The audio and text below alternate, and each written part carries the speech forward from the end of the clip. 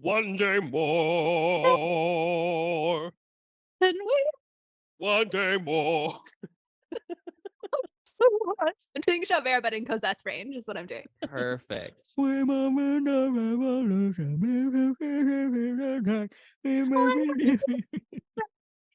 think that's the wrong. See, we're having fun. We're having a good time. This is fun, guys. It's a rollicking romp. This is a fun show. Molly, how are you? Always fun. I'm good. I'm in the spare bedroom of the house that belongs to the parents of my sister-in-law. Oh. So the moving, the shake it, we're in different places all the time, basically. Yeah, maybe one day I'll actually get an apartment in San Diego, but today's not that day. What's the rush? I mean, Well, that's good. RJ, how are you? I'm doing okay. Okay, great. RJ, do you want to explain, RJ, why we might be a little bit passive aggressive towards you in this app? Me? Oh. Yeah, you. Me? Yes. Little once upon a time, I had a dream where I was on a Zoom with Molly and Adam, and we were talking about the hit film, the Academy-nominated film Les Misérables. And in just like a careless cleaning up of our hard drive, because it's too small now because of all of the shows we're doing, I may have accidentally deleted it. So this is our second time talking about this, but we are coming into it as if the challenge for everyone today is that this is our first time talking about this movie. So make sure, just a couple notes, just make sure all of our discoveries are natural, organic. Every time you hear an information, just, lean in on it's like the first time you're hearing it. So really be active, discover. I see why you weren't a great director. Thank you. The gall of you to give us notes on the episode that we have to re-record because of you. And listeners, I want you to take a minute right now to just look at the runtime of this episode, because I know it will be long, and I want you to think about doing that twice. Yeah. Adam just edited Tick Tick Boom, and he was like, this was under 2 hours. So it's Tick Tick Boom is 150, baby. An hour 50. So we are officially under the show run. Under the movie run. Movie run? All right. Yeah. Well, we got a lot of wiggle room to be under the movie running time on this one. So we'll see. I mean, we could do some spoken word. A 6.5 hour film, is that right? I believe so. Yeah, it's a durational film. Yeah. It was actually a mini series originally, but they just packaged it all in one theaters. Yeah. All right, this time, I'm just going to redo my challenge. I think last time when I read this, I did not get it under a minute. So I'm going to just do some trills, do some unique New York to make sure that we are ready to read quickly. Adam, this is your 1-minute summary challenge for the movie Les Misérables, and your time starts now. Jean Valjean is a convict who has spent 19 years in prison for the crime of stealing a loaf of bread to feed his sister's starving son. He is freed on parole, and Inspector Javert tells him to watch his back because, like Roz in Monsters, Inc., he's always watching. After attempting to steal silver from a church, he is given a second chance at redemption from the bishop and vows to change his life for the better. Fast forward to him owning a textile mill and being figured out that he has violated his parole by Inspector Javert, but not before Fantine, a former employee turned sex worker, dies and leaves her daughter in his care. He rescues the young tot from the greedy hands of the innkeeper Thénardiers and takes on young Cosette to Paris, where he narrowly escapes Javert again. Time jump once more to Cosette being 16 and falling immediately in love with a rich young boy named Marius, whose student friends wish to overthrow the monarchy of France. Valjean, nearly caught again by Javert, rushes to flee the city with Cosette, but realizes that he needs to protect Marius in order to ensure Cosette's happiness as she truly loves him. Tensions boil over as the students barricade themselves against the French army, only for nearly everyone to die except Valjean is able to save Marius by dragging him into the sewer and escapes. Javert is at one point captured by the students and turned over to Valjean, but he sets him free, causing a crisis of conscience for Javert, realizing that justice does not equal morality, and promptly throws himself into the Seine. Cosette and Marius live happily ever after, Valjean dies, and everyone gets a rousing anthem to leave the theater humming. Oh, it was a minute and 18 seconds. Oh. You had a bit of passive voice in there that I think if we had trimmed. And a little bit of initial commentary. I just learned last week what passive voice is. What did you do in high school English? I went to public school, so we weren't getting that information. Gotcha. We were getting vocab still in senior year. It was real wild. Wow. Passive voice is like my biggest like thorn in any sort of writing. That was always my number one thing that I got back from anything that I wrote was like. But it's so easy to fix once you I know to know. look for it. Yeah. I write a lot of passive voice in my remarks for real estate. So I do have to do it a lot, actually. Yeah, there's some fields that Beautification, prefer it. Yeah. Yeah. So I will start this week, and I will tell you that I am probably the one who is most familiar with Les Misérables, as I am the only one of the trio who has been in Les Misérables. Well, the full production. We're going to get to my relationship, but yes. Ooh. See, RJ's already forgotten. Brilliant. New discoveries, New first time. discoveries. Thank you. So I was in Les Mis in high school. I played Courfeyrac, which is one of the French students. I had a solo, and I don't even remember it. Like during Red and Black, I have one of the lines, but I don't remember which one it was. Anyway, the joke of the show at the time, I think this was the summer after my sophomore year, I still had a very high register, something that obviously I don't have anymore. Ew, that was gross. So I could still sing Cosette's parts. Oh, wow. Because I was very annoying in that way. Yeah, that checks out. Again, also past tense, I'm not annoying anymore. Yeah. That's passive. No, it's not. So the joke in the cast was that I was Cosette's understudy. So we had like a day where we had twin day. We did like a spirit week during rehearsals, and we had like twin day. So me and Cosette wore like the same outfit. That's cute. The girl who played Cosette. Ari was Cosette? No, it was Katie Keener, who was my swing choir partner. Ari was famously Eponine. Oh, very interesting. And I read the book at the same time. I did read an abridged version of the book, but I mean, the abridged version is still like 400 pages. Yeah. So I can't imagine ever feeling committed enough to read Les Mis. Even an abridged version, I don't know if I could handle, but maybe one day. Yeah. The prose is pretty good. I mean, obviously, I'm not reading it in original French. I was reading an adaptation, but I thought it was pretty interesting. It does do a lot of like the thing I complain about in old authors, where it's like they were clearly paid by words. So there are some sequences where it's like you're just droning on about the French wars for no reason. But yeah, it's good. And then I did see this movie when it came out. This is 2012, I believe. Yes. I saw this movie when it came out in theaters with my mom.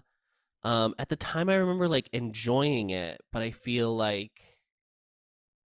past that, then I don't know if it's gonna work the same as it did for me when I was like excited to see it in a theater Christmas Day or whatever. RJ? So I had never seen the original show. I only knew of certain numbers because as a Filipino, we supported Lea Salonga's career, still do. And she did a huge like stint of concerts in the Philippines, and obviously the I Dream a Dream song, where she did it for the 10th anniversary. That was in her repertoire. So I knew I Dream a Dream, and hers is also, I would say, the best version. The best one of Not I Dreamed a Dream. Wait, which one are you Yeah, talking was about? she?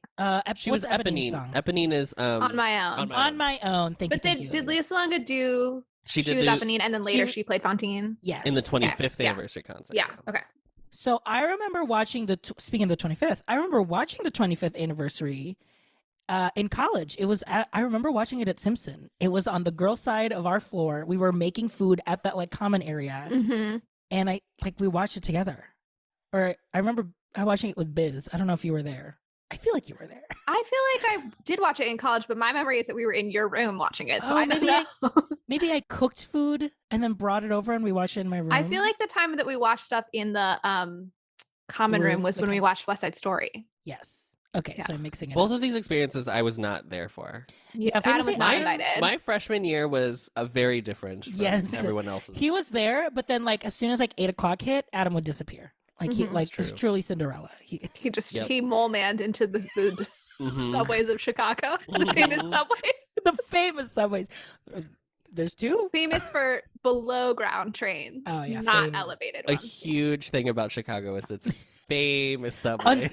Not elevated. Subterranean Yeah. railroads. The subs, as we call it. And then when the That's what the sandwiches are named after. Chicago Chicago subs, of course. sandwich. Yeah. Because That's why the pizza is so deep. It's Yes.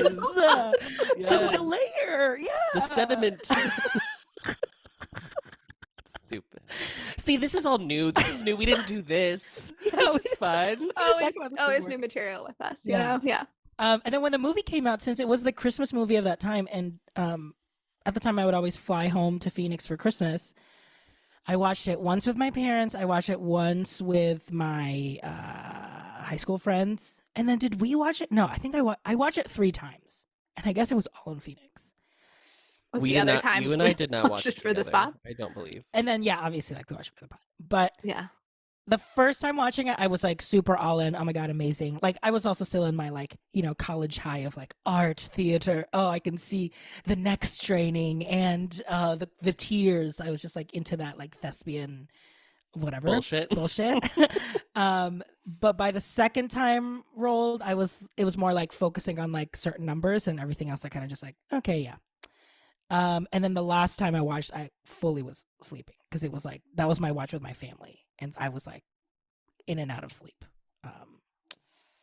Just thought it was funny. It's like, why this of all movies? Truly one of the longest movies. It was the Christmas movie. But it was the Christmas movie, so it's the one you got to see. And so, yeah. Molly?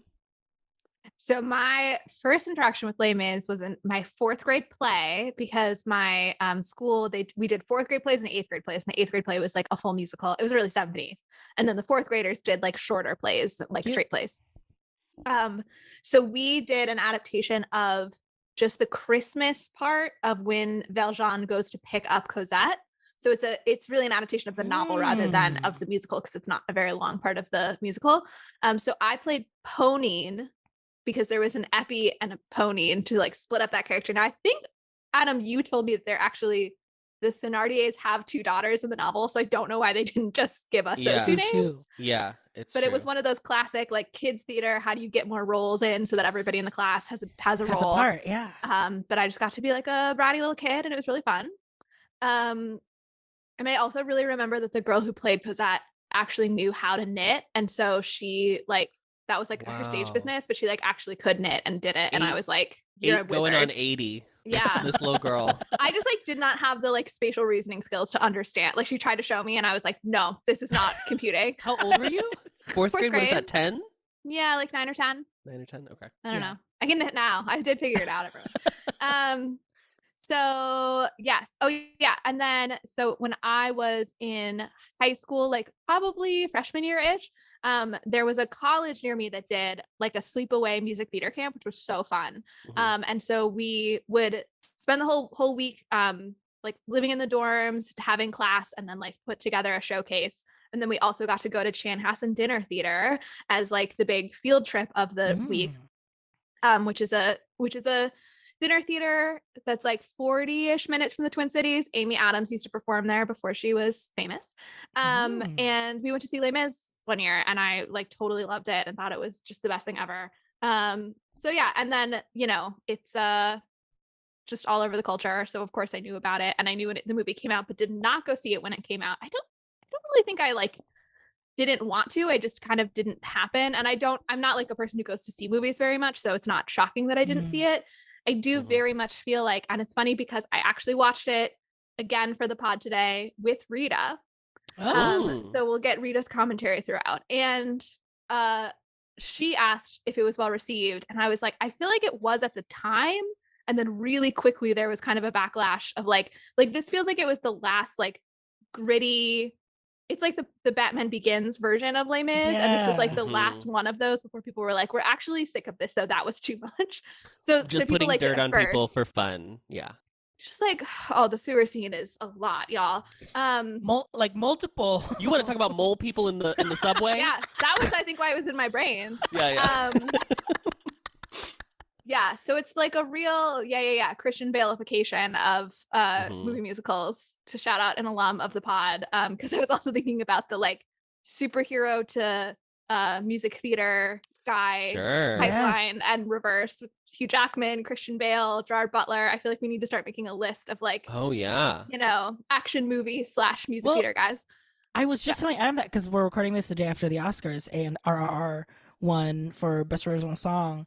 And I was just like, that idea of Which is a Bollywood film. a Bollywood yeah. film, and the idea of like big Bollywood films that are like these crazy action movies also has like intricate dance numbers and musical numbers of like, imagine if like that's a requirement now for like, if you're going to be an action star, you have to do a movie musical. I would love that. Can you imagine in the Avengers just like a dance sequence? There probably is in one of the Avengers movies. I haven't watched any, or I've watched a few of the Marvel movies, but like I don't really. There is not in one of the movies, but in Hawkeye the show, they do like a parody Steve Rogers musical that they go to see, and they like show you the full song. Which you is very can't funny. tell me that my life wouldn't be better if there were a dance sequence that included Chris Evans. That's Captain America, right? Chris Evans and Tom Holland. Come on.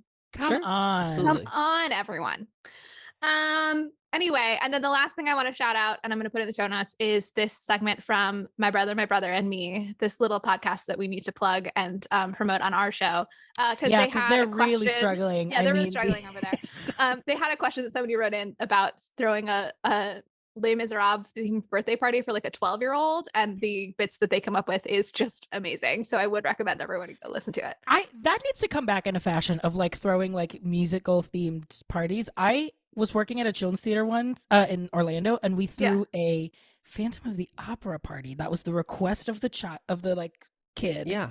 And I spent a whole day like printing sheet music and then burning the edges so I could decorate like a black box. Was it ever cool though to have a musical themed birthday? I feel like that's our lot in life as musical theater kids. It's to never be deemed cool. That's true. It's a curse. There is a podcast that I used to be very obsessed with called Rana and Beverly, and they are two comedians who play these characters named Rana and Beverly, who are like middle-aged Jewish mothers from the greater Boston area. And one of them, she's very rich, and she like always wears leopard print, and like her house is shades of vanilla. She has this whole running bit about how her son Jordan, who's at Tisch School for the Arts at NYU, thank you very much. The running joke of his character is that he's gay, but she like refuses to acknowledge it in any kind of way. He's just an artist. He's a filmmaker. He's a creative type. When he had his bar mitzvah, he had it Les Mis themed, and so it's the idea of a Les Mis themed bar mitzvah is like, I want to go, I want to see that. I want to participate in that energy. So Les Mis, the book, Les Misérables, was written in 1862 by Victor Hugo.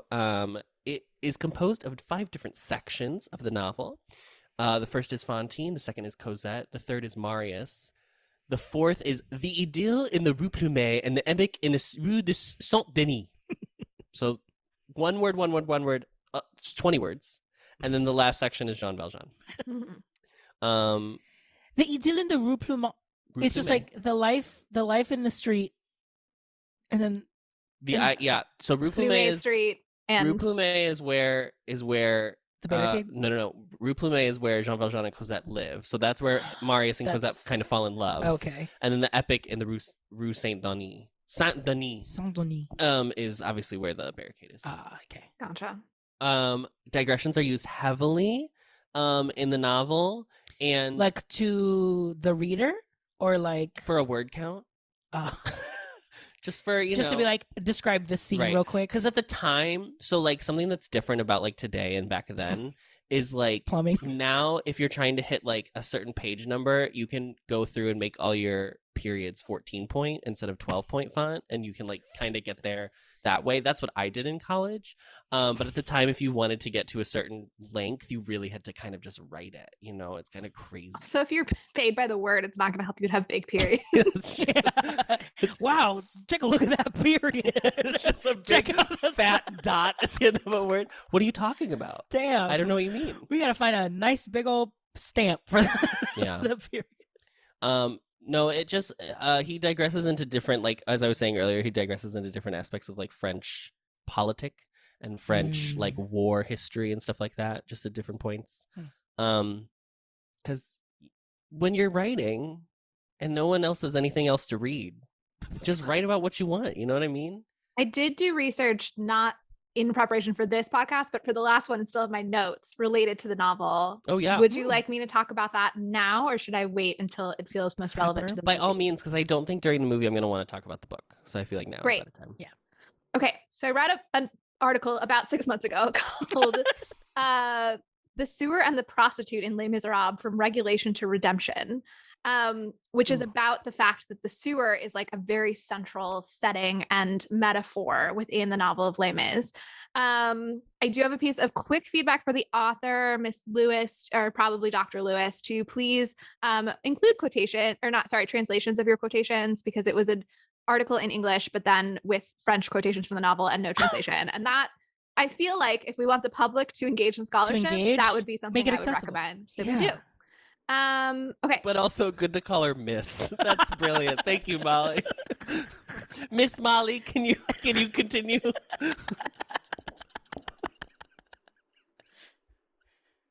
Okay, so she talks about this very influential public health figure, Alexandre Jean-Baptiste Parent du Châtelet, who was heavily associated with the sewers, and in 1822 wrote a work sort of about sewers and like related to like the social metaphor of sewers. So there was this tension at the time of seeing sex workers as like inherently contaminated, like a sewer for male desire, a morally soiled human, but also seeing them as victims of social injustice.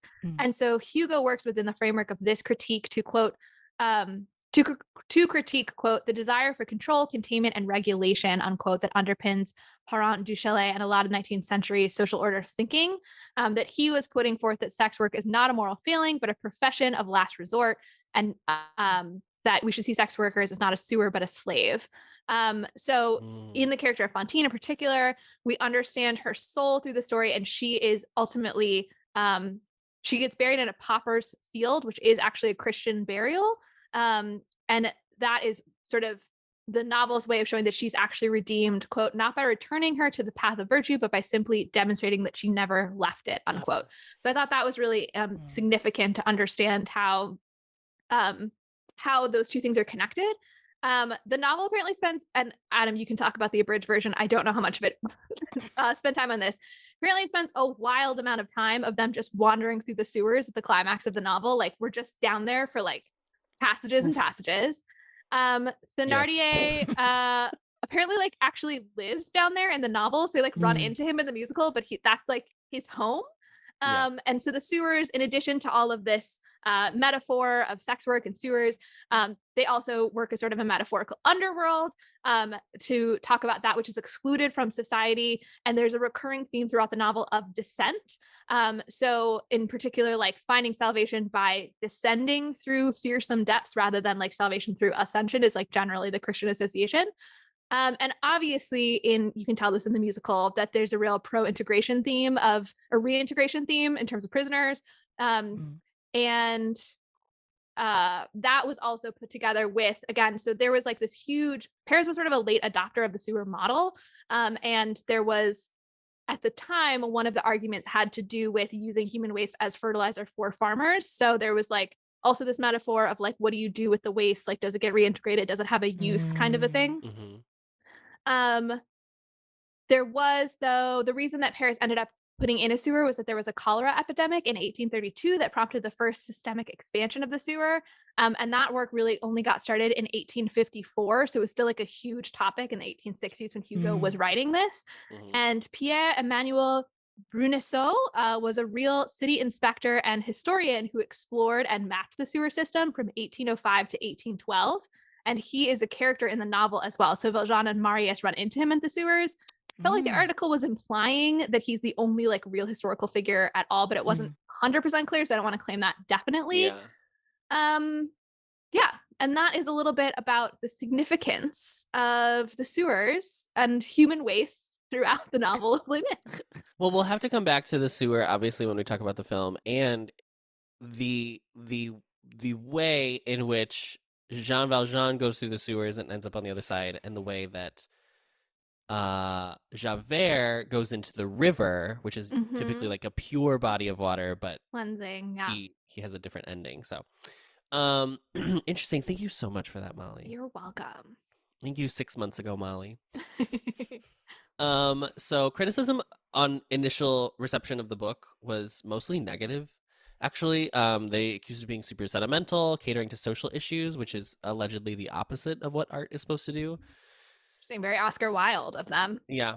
And Catholic Church placed it on the prohibited books list, which is funny because this feels very like a very Catholic book to Pro, But me. not be Yeah. pro-choice. I think maybe the most pro-choice, pro-choice, not pro-choice. Extremely most- pro-choice book. Maybe the most pro-church musical I can think of, other than maybe Jesus Christ Jesus Superstar. Christ But again, I Superstar. haven't seen that, so I'm not totally sure. Yeah. However, it was commercially successful and it also gained popularity in like across outside of France as well. Mhm. And today the novel is considered one of the greatest of the 19th century. It was giving a Philomena Kunk there. Thank you so much. Do you know Philomena Kunk?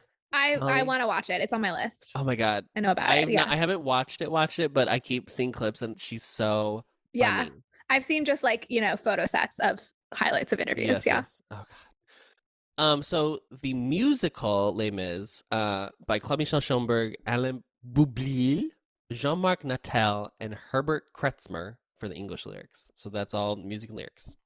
It was released originally as a concept album, similar to Jesus Christ. Jesus Christ Superstar, which we have not done on the show, but Jesus Christ, the historical figure who was first released as a he was concept released album. as a concept album for like Christianity as like a concept. Yes. You could call the Bible a concept album in a very real Yeah, it's true. Cameron McIntosh was given the album in 1983 to see if it could be turned into a full English production. He was initially hesitant, but he still did attempt it. Initial reviews were negative. They said that it was a Victorian melodrama with Victorian lavishness. Another quote was it was witless and synthetic. And there was like a general just overarching criticism of like turning classic literature into a musical, which is like if anyone did that now, we'd be celebrating. We'd be Yeah. overjoyed in the streets. Also, I maintain always pitch me a concept of a successful musical. It doesn't sound insane unless you've actually seen the musical. Like every musical concept seems Isn't- wild, Yeah. but it works. It's just whether or not it's good that works. There's no like right or wrong base material Mhm. for it. Right. Also, I would agree that it's a Victorian melodrama with Victorian lavishness. I just don't think that's a negative. Calling Yeah. it synthetic, though, I don't know. I mean, maybe I'm just a nerd, but like, do you hear the people sing "Gets Me Every Time"? I don't feel it's synthetic at Yeah. all. I do think there is. I get it feels like two different claims, witless and synthetic. I feel like they don't really. Yeah, it's kind of mesh. there's not a lot of humor except for the Thenardiers, Sure. Yeah. and that in this version is highlighted. We'll say that, but like, Yeah, I don't know, synthetic just doesn't seem.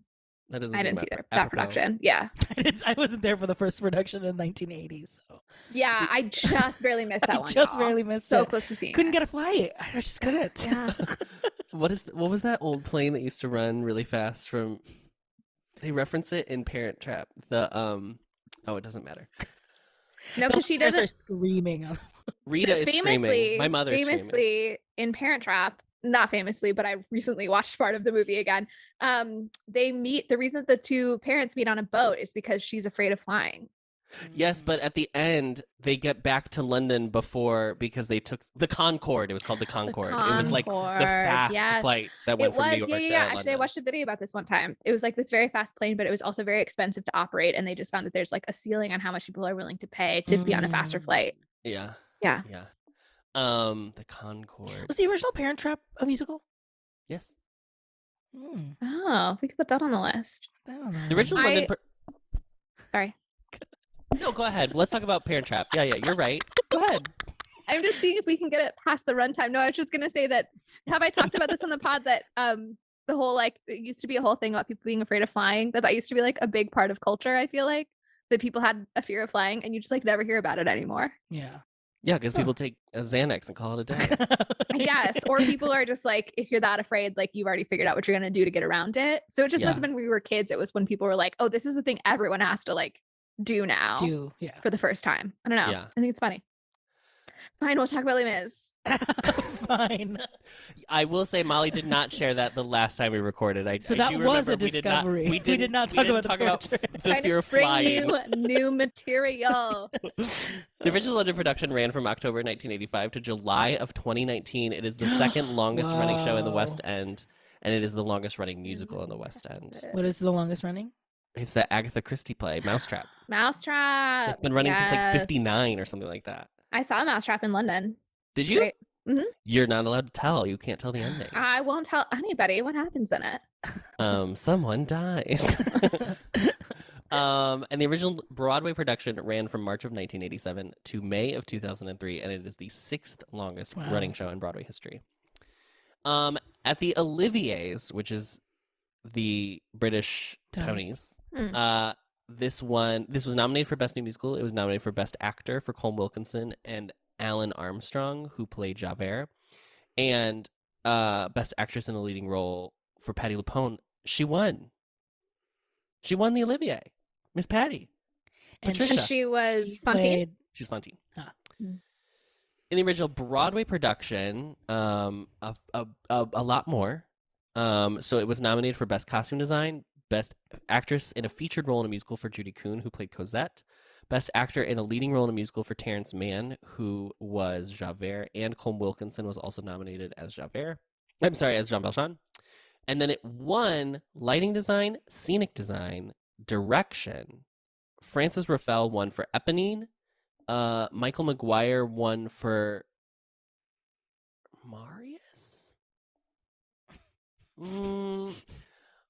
Fact check me on that We're one. not gonna know. We're not You want me to gonna look know. it up? Michael Maguire? Okay. Michael Maguire, Tonys.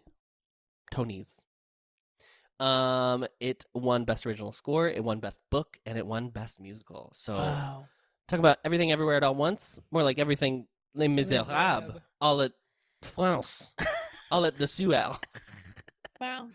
Thank you. Wow. Wow. Enjolras. Oh, Enjolras. Enjolras. Enjolras. I don't know. Mhm. I get very anxious about this name. A J is potentially the letter with the most pronunciations when you're dealing with other languages also in the picture. Do you know what I True. mean? Yeah, Mhm. A J could be almost any sound, I feel like sometimes. Yeah. An H, a no Y. sound, a Y, No yeah. sound. A hard J, a soft J. a Z. So Les Mis, the film. We're now moving on to the film. It's directed by Tom Hooper. Who? Tom Hooper? I think he's a not nemesis of familiar. yours. Great gowns. RJ, beautiful I literally gowns. have to read the I know, screen. but you in the notes from 6 months ago, you like Googled. Molly has a screenshot of like people also ask about Tom Hooper. Oh yeah, I did. I have a bullet point called "Failure of Tom Hooper and His Musical Choices," and I put Tom Hooper in apparently. And the also asked from Google is, "What is Tom Hooper saying about cats?" What is Tom Hooper known for? And why did Tom Hooper direct Les Miserables? And I have the same question. Right before this, Tom Hooper had directed the Academy Award-winning film, The King's Speech, which was very good, and he got an Oscar for it. Which was very good. He won the Oscar. He won the Best Director Oscar. Screenplay is by William Nicholson, Alain Boublil, Claude Chamberg, Everett. It's based on Les Mis, which is also based on Les Mis. It is produced by Tim Bevan, Eric Fellner, Deborah Hayward, and Cameron McIntosh. It stars Hugh Jackman, is Jean Valjean, stars Russell Crowe, who's also Australian, is Javert. Stars Anne Hathaway as, Fantine. Fantine. Amanda Seyfried is Gazette. Cosette. Mm-hmm. Eddie Redmayne is Marius. Helena Bonham Carter is Mrs. Thénardier, and Sacha Baron Cohen is Monsieur Thénardier. How many of these folks are alums of this podcast? I thought you were asking how many people these folks are alive, and I was like, I Damn. think all of them. I think it was so long ago. We don't know what happened in the last 6 In months. the last 6 months. So long ago. Oh my God. No, so Hugh Jackman, yes. Russell Crowe, no. Has Anne Hathaway been in anything we've watched? No, not yet. Amanda Seyfried, No. yes. Amanda Seyfried, yes. Eddie, Main, no. Eddie, no. Helena, yes. In original season. In original season. She was Because in you did Sweeney. Sweeney. Sweeney. Okay. And So then, Sasha yeah, is Sasha in would be the Sweeney. same. Okay, interesting. Cool. Cinematography is by Danny Cohn. It is edited by Melanie Oliver and Chris Dickens, which Oliver and Dickens, I think you're really laying it on thick. You know what I mean? Yeah. We get it. Talk about being paid by the word, am I right? Production companies are Working Title Films, Relativity Media, and Kamak International. It is distributed by Universal Pictures. It was released Christmas Day in the United States and January 11th in the UK. Its running time is English Christmas, as it's known. Yeah. Epiphany. Running time is 158 minutes. Its language is English. I should not have read that. The budget was $61 million, and the box office was $441.8 million. Bucko Slammaroos. Yeah, a success. So like a huge Smash hit. sensation. A huge hit. Yeah. But interesting. Why do we all are kind of like about this movie? Why are we cold toward the film? Yeah. I mean, maybe even a better question is like, are there even movies that are so well beloved, like make huge financial success and critically beloved, that don't then have a backlash later, right? Like I feel like you almost can't have too many of those What things. is that triangle? That triangle theory? It's like you can only have two. You can't. It's like good, cheap, and fast. Yes. Yeah. Yeah. Quality, speed, and So it's like critical success, commercial success, and legacy. You can only have two of the three. Two of the three. Yeah. Or one of the three, as some of them none. have had. Or sometimes none. Never all. You never get all. And it's funny that we keep coming to this theme of Holy Trinity on this podcast. Because I hate to say it, guys, we're going to talk about Christianity at the end of this episode. We're going to talk about the church, and I do want you to picture it with a capital C when we say that. Yes, just that's in the listeners' minds, yeah. Church. Yes, church. Just like when we're talking about Sister Act. It's just the same reference, honestly. This film was mired in development hell since 1988. They had been trying to make this movie. So during that time, people who had been considered for these different roles, Javert could have been Paul Bettany or Jeffrey Rush. I would have loved. Yeah, go ahead. I would have loved to see a Paul Bettany Javert. Jeffrey Rush was Javert in the non-musical version. Oh, because I did watch that in high school. Is that with Uma Thurman? Yes, it is. Yeah. Yes, very good. Fontaine could have been Amy Adams, could have been Jessica Biel, Marion Cotillard, Kate Winslet, Rebecca Hall, Emily Blunt. I'm gonna say I would say Kate Winslet is probably my strongest one. I would have loved to see Emily Blunt, but I don't know if I would have loved to see Marion Cotillard. Are you out of your mind? Yeah. Eponine could have been ScarJo, Leah Michele, Miley Cyrus, Taylor Swift, Evan Rachel Wood, or Hayden Panettiere. Honestly, I would have loved to see Evan Rachel Wood. Yeah, I guess of this list, I don't think I want to see Evan Rachel Wood in this role because I know what Evan Rachel Wood has been through, and I don't need her to like relive trauma. That's true. But as Eponine, she just dies. That's that's normal. true. It's not Fontaine. It's not Fontaine. Yeah, it's not Fontaine. That's true. I'm really glad they didn't cast. I'm really glad they didn't cast a pop star. I think that would have been really jarring, especially because the character doesn't come in till halfway through. You know what I mean? Or like as an adult, so it would be weird if all of a sudden it was Miley Cyrus. Yeah, it's very hard to separate.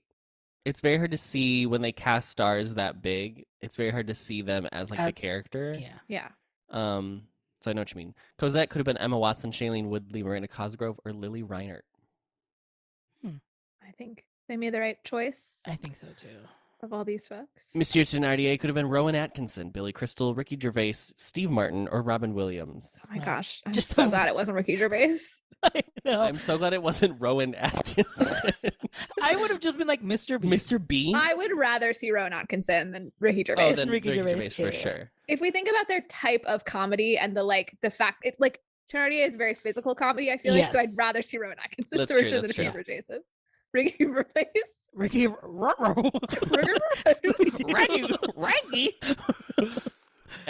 Valjean. This is all the people that could have been Valjean. This is from 1988 to when this film was made. Yeah.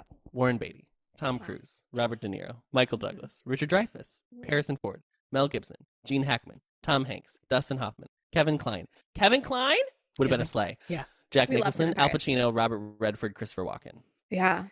Some of these people are so old. I think literally they were just like, has someone opened a film and it was a Yeah, it success. really is a list of like Great. every successful actor from the 80s through 2010s. Yeah. Yeah. So crazy. Congrats. That's pretty wild. I'm so glad they found someone who can actually sing. Who- Like, could do with any of these people. Yeah. Of that whole list, who is the one that would have been the worst choice? The worst choice. Probably Tom Cruise. That's very not Tom Cruise's deal. Energy. The only thing I'll give Tom Cruise is there's always like he's the good guy. So because Valjean is like the epitome of like the good guy, I would give it to him. But like the would see- manic energy. Yeah. If it's good guy, I would have done Tom Hanks. I would have believed a Tom Hanks more than a Tom Cruise first. I think it's Jack Yeah. Nicholson is just the horror show that would be. I'd still rather see Jack Nicholson than Tom, because Tom Cruise would come in and be like, my whole deal is Valjean is going to be like, I'm just trying to charm everybody. Like, what if Yeah. Valjean was just like a great guy that like everyone loved all the time? Like, that's not. Also, not we it. do have to include a sequence in which Jean Valjean jumps out of a plane.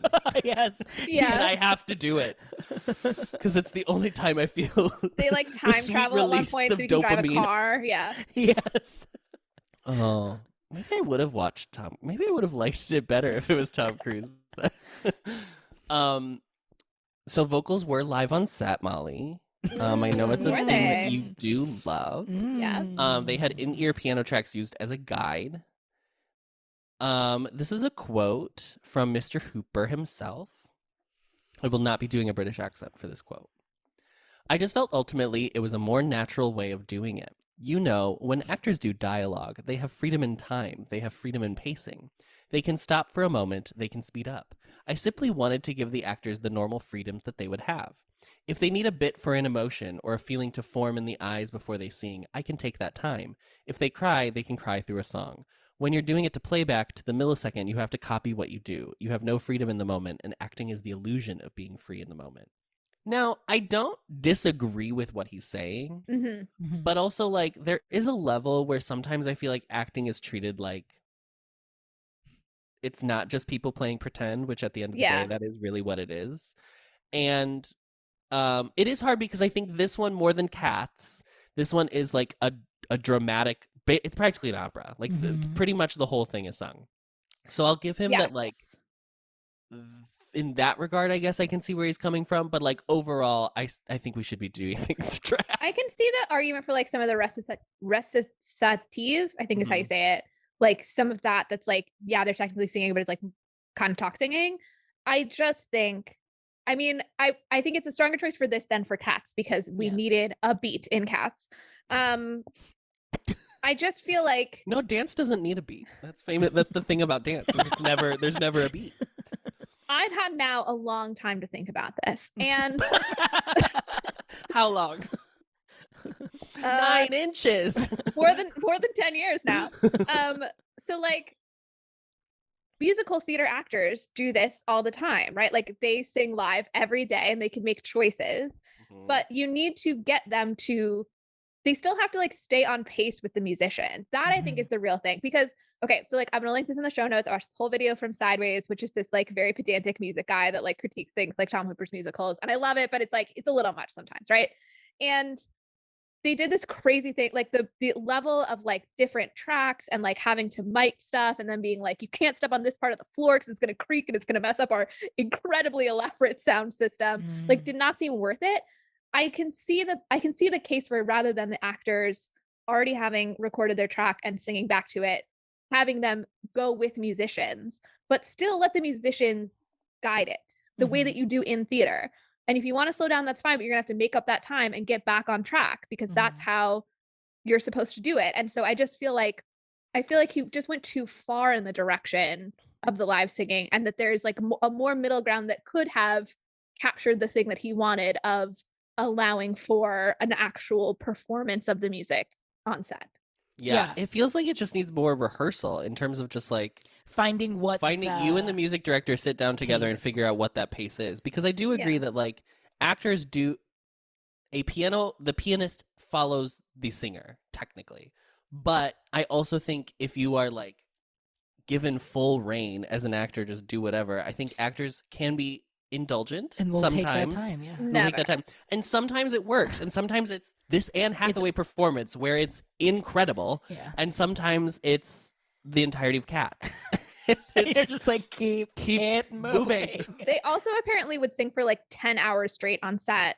And Hugh Jackman also talked about like specifically in that first scene how he like went without water for multiple days to be like bedraggled and muscular and whatever. Yeah. And that's like absolute horror to a singer's ears to say like, oh, I had to sing for many hours, so what I did was not hydrate my vocal cords. And I felt like with that knowledge, there were times where he was singing that I was like, I can just hear that your heart's sure. Like, please take a drink of water. Well, that's the thing. I can see. I don't want to hear someone that's actually trying to pull up a giant shipwrecked ship sing. I'm getting that in the visual, but I want to hear you sing. I want the idea of you pulling a ship and not you actually pulling a ship. Because it's also like, it's the thing about acting where people are like, you know, what'd be great about acting would be if you weren't acting and instead you did it for real. And it's like, no, you're just like undercutting the whole art of the thing that people can do. Like that's the whole beauty of it, is that they don't actually have to be in pain. Like you can just, they can act it. So yeah, I do think it's obnoxious and indulgent. And it can still cause catharsis in the audience. Yeah. It's the idea of, you can contain what you want to portray and evoke without having to. I don't tell you. Yeah. I mean, the content of this show is rough, and Rita's first reaction for the first like 30 minutes was like, oh God. Oh my God. Like such horror. Like she was watching Squid Games. It's like, oh my God. Yes. She was like, this is, she like saw the ship and she was like, is that really how they did it? Oh my God. Like she was so horrified by everything. A horror. And I don't know that that's what we want to evoke with Les Mis. I feel like we're trying to be at like, you know, some Victorian lavishness, maybe a little, like a touch of that. Maybe a little. Get us back up there. I still want people to sound pretty. Yeah. Always. The music is so pretty. I'm not like, not a hot take. The music in Les Mis is good. Yeah. We've finished watching it and turned to my mom and I was like, let's listen to a cast album sometime, because like, I think you got some of the melodies, but like, that's really what's great about it. So, you know. That was her first time ever watching it? Yeah. She had never seen Les Mis at all. Wow. We sat down and I was like, what do you know about this? It's my mother's favorite musical. It is Nan's absolute favorite. I asked my mom what she knew about it, and she said it didn't Valjean steal a loaf of bread. And I was like, perfect. You've got all the stuff you need. Let's go. Yeah. That is enough to get you started. It is nice that this show requires you to know nothing going into it. Yeah, it does tell you. You don't even have to know France as a country. I mean, like, you don't have to know the history of French politic whatsoever. You can just go in blind. You do have to trust them that they had another king, because Rita did not believe that for a good 3 minutes as I tried to explain to her which revolution this was. Yes. You're like, another one? I thought there was only one. They did it a few times. They had a big revolution. I don't know if you knew about it, but it was like a huge deal. Yeah. It was pretty big. Here's what it won and what it was nominated for at the Academy Awards. It was nominated for Best Production Design, Best Original Song for a song called Suddenly, which we'll get to, Best Costume Design, Best Actor for Hugh Jackman, and Best Picture. And it won Sound Mixing, which is now it's just Best Sound now. But deserved it for this. Makeup and hairstyling, and Supporting Actress for Anne Hathaway. Do we think that the world would be a better place if we barred movie musicals from being entered into the original song categories, that they would stop adding songs? They stop making those stupid songs, yeah. I'm going to petition Joe Biden to make that change. Build back Broadway. So the Barricade Street, these are just fun little facts I found, fun little facts and figures. The Barricade Street is actually Diagon Alley. Oh, that's cool. Cute. The cast were not allowed to drink alcohol. This was water. Or water, apparently. This was especially hard on Russell Crowe and Amanda Seyfried. Amanda Seyfried, who I'm sure was like, I drank the entirety of Mamma Mia, and we were fine. I was not sober a day on that set. I was not sober. There wasn't a soul alive that didn't have liquor inside their bloodstream. What do you mean I can't drink? It took 8 hours to film I Dreamed a Dream, and only the 4th take was used. So they could have wrapped it after that.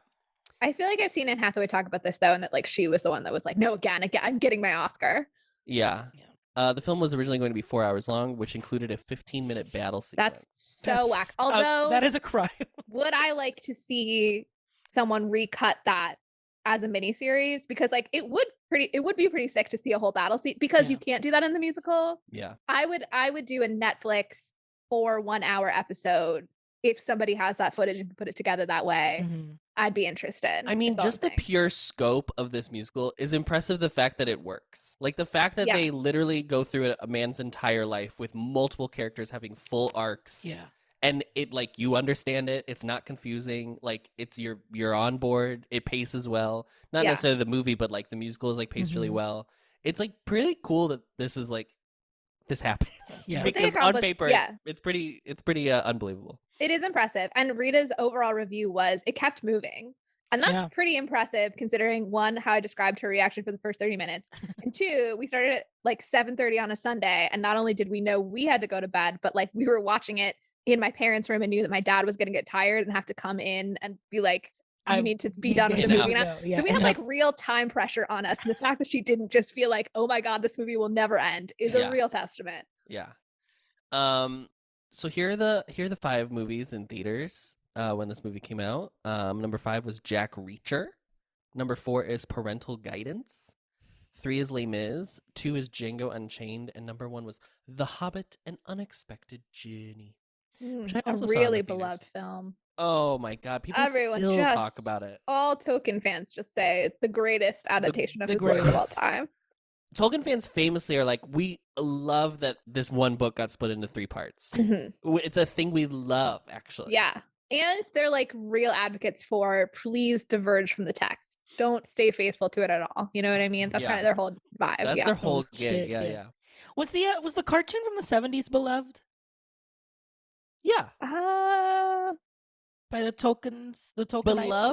Think I so. think Tolkien people like it. I don't think it like gained. I think it also wasn't super well known, so that like helps it be like it a has little more niche, cool street power, cred. but it's like kind of unfinished, I think, and stuff. And yeah, it is cool that they even tried to do that as a little animated movie. But I would briefly like to discuss before we move on to the film. Should we have the Hathaway conversation now, or should we have it while we talk about the movie?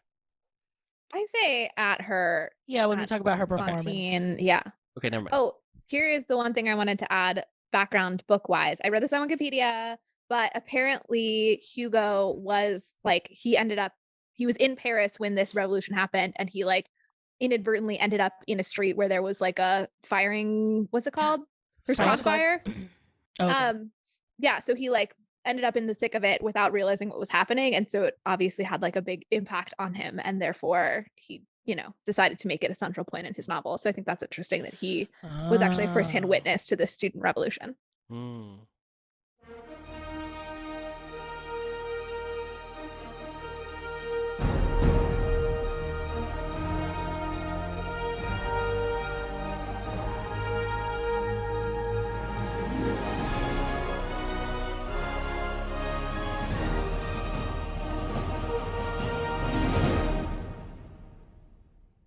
So I'm gonna say this. I called my mom recently, and she was like, "Adam, I loved what episode was it? It was Phantom of the Opera." She was like, "I loved the Phantom of the Opera episode," and I said, "Oh, I'm glad you liked it." And she said, "You didn't do it the normal way," and I was like, "What way are you talking about? I don't know what you're talking about." And she was like, "You just talked. Like you guys didn't go through beat by beat because honestly, Adam, you guys should just assume that these people have seen these movies, so you shouldn't have to feel obligated to explain the plot to them and go beat by beat through the movie." And I was like, okay, we haven't always, like, sometimes we don't do that. And she was like, oh, you know what I mean. So that's my note from my mom. Less structure. Nan's looking for less structure. Less structure. So I think I've made her happy so far because I distracted you from your points a lot.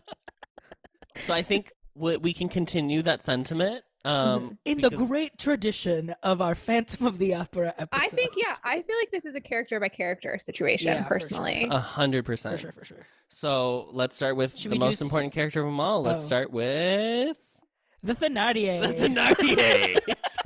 Perfect. Amazing. No notes. I think I would actually. I feel like we should do small beans to big beans. I was gonna say start with Fantine. Okay, she's not a big bean, but she's a medium bean. She's a first third bean. If this movie is split up into 3 parts, yes. One would say a typical 3-act structure. Yeah, she is the first third. This performance is so good by Anne Hathaway, one of our greatest actresses, and also the backlash surrounding her winning this Oscar was wild, insane. Yeah. I'm going to say something that I think is going to be offensive to you and to the listeners. So I just want everyone to be prepared. Which you is use that slurs? No. You don't like No. women? no, I don't, but that's not what this is about.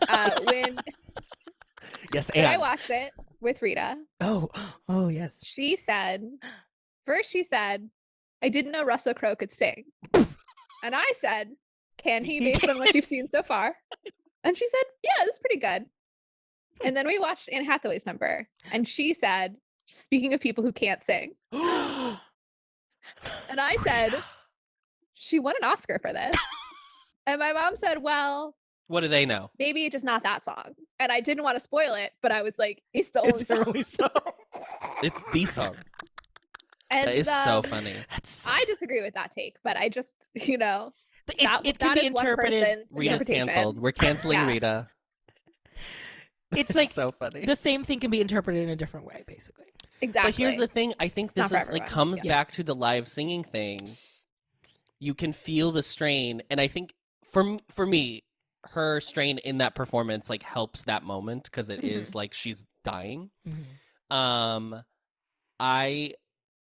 think for some it could it might not even be a thing of it sounds bad, but it might be it makes me uncomfortable, and so the only way I can express why it's making me uncomfortable is just that it's I don't like this song, I don't like what's going on, you know what I mean? Not that I'm saying that your mother is not an articulate woman, but it feels like the thing of you're at a funeral and you start laughing because your body's just what what's this emotion?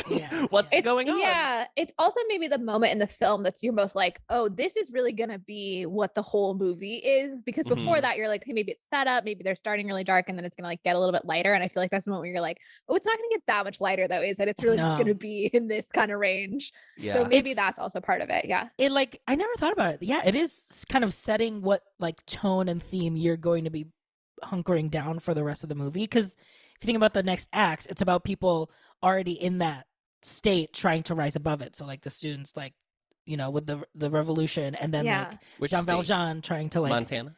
Yeah. Well, especially because Valjean's whole initial all the stuff with the bishop, right, is a little it's very sort of precursor to the story. It feels like the setup rather than the core story. So once he has made himself into an honest man, you have this question of okay, now is the story just going to be about him succeeding basically, or is there still going to be bad stuff? And then you kind of learn through Fantine oh no, it's not going to just be a happy story of a man pulling himself up by his bootstraps. So classic American Tale, Les Misérables. It's not a Willy Loman. American Tail, that's a great movie. I want to watch that movie now. Is that a musical? I don't remember if there are songs in it. There might be a couple. No cats in America. Oh yes. Yeah. Yes. The streets are paved with cheese. That's it. That's the next part. Okay. What was I saying? Anne Hathaway. She's great. I like it. I think that it also works because her character is also so brief.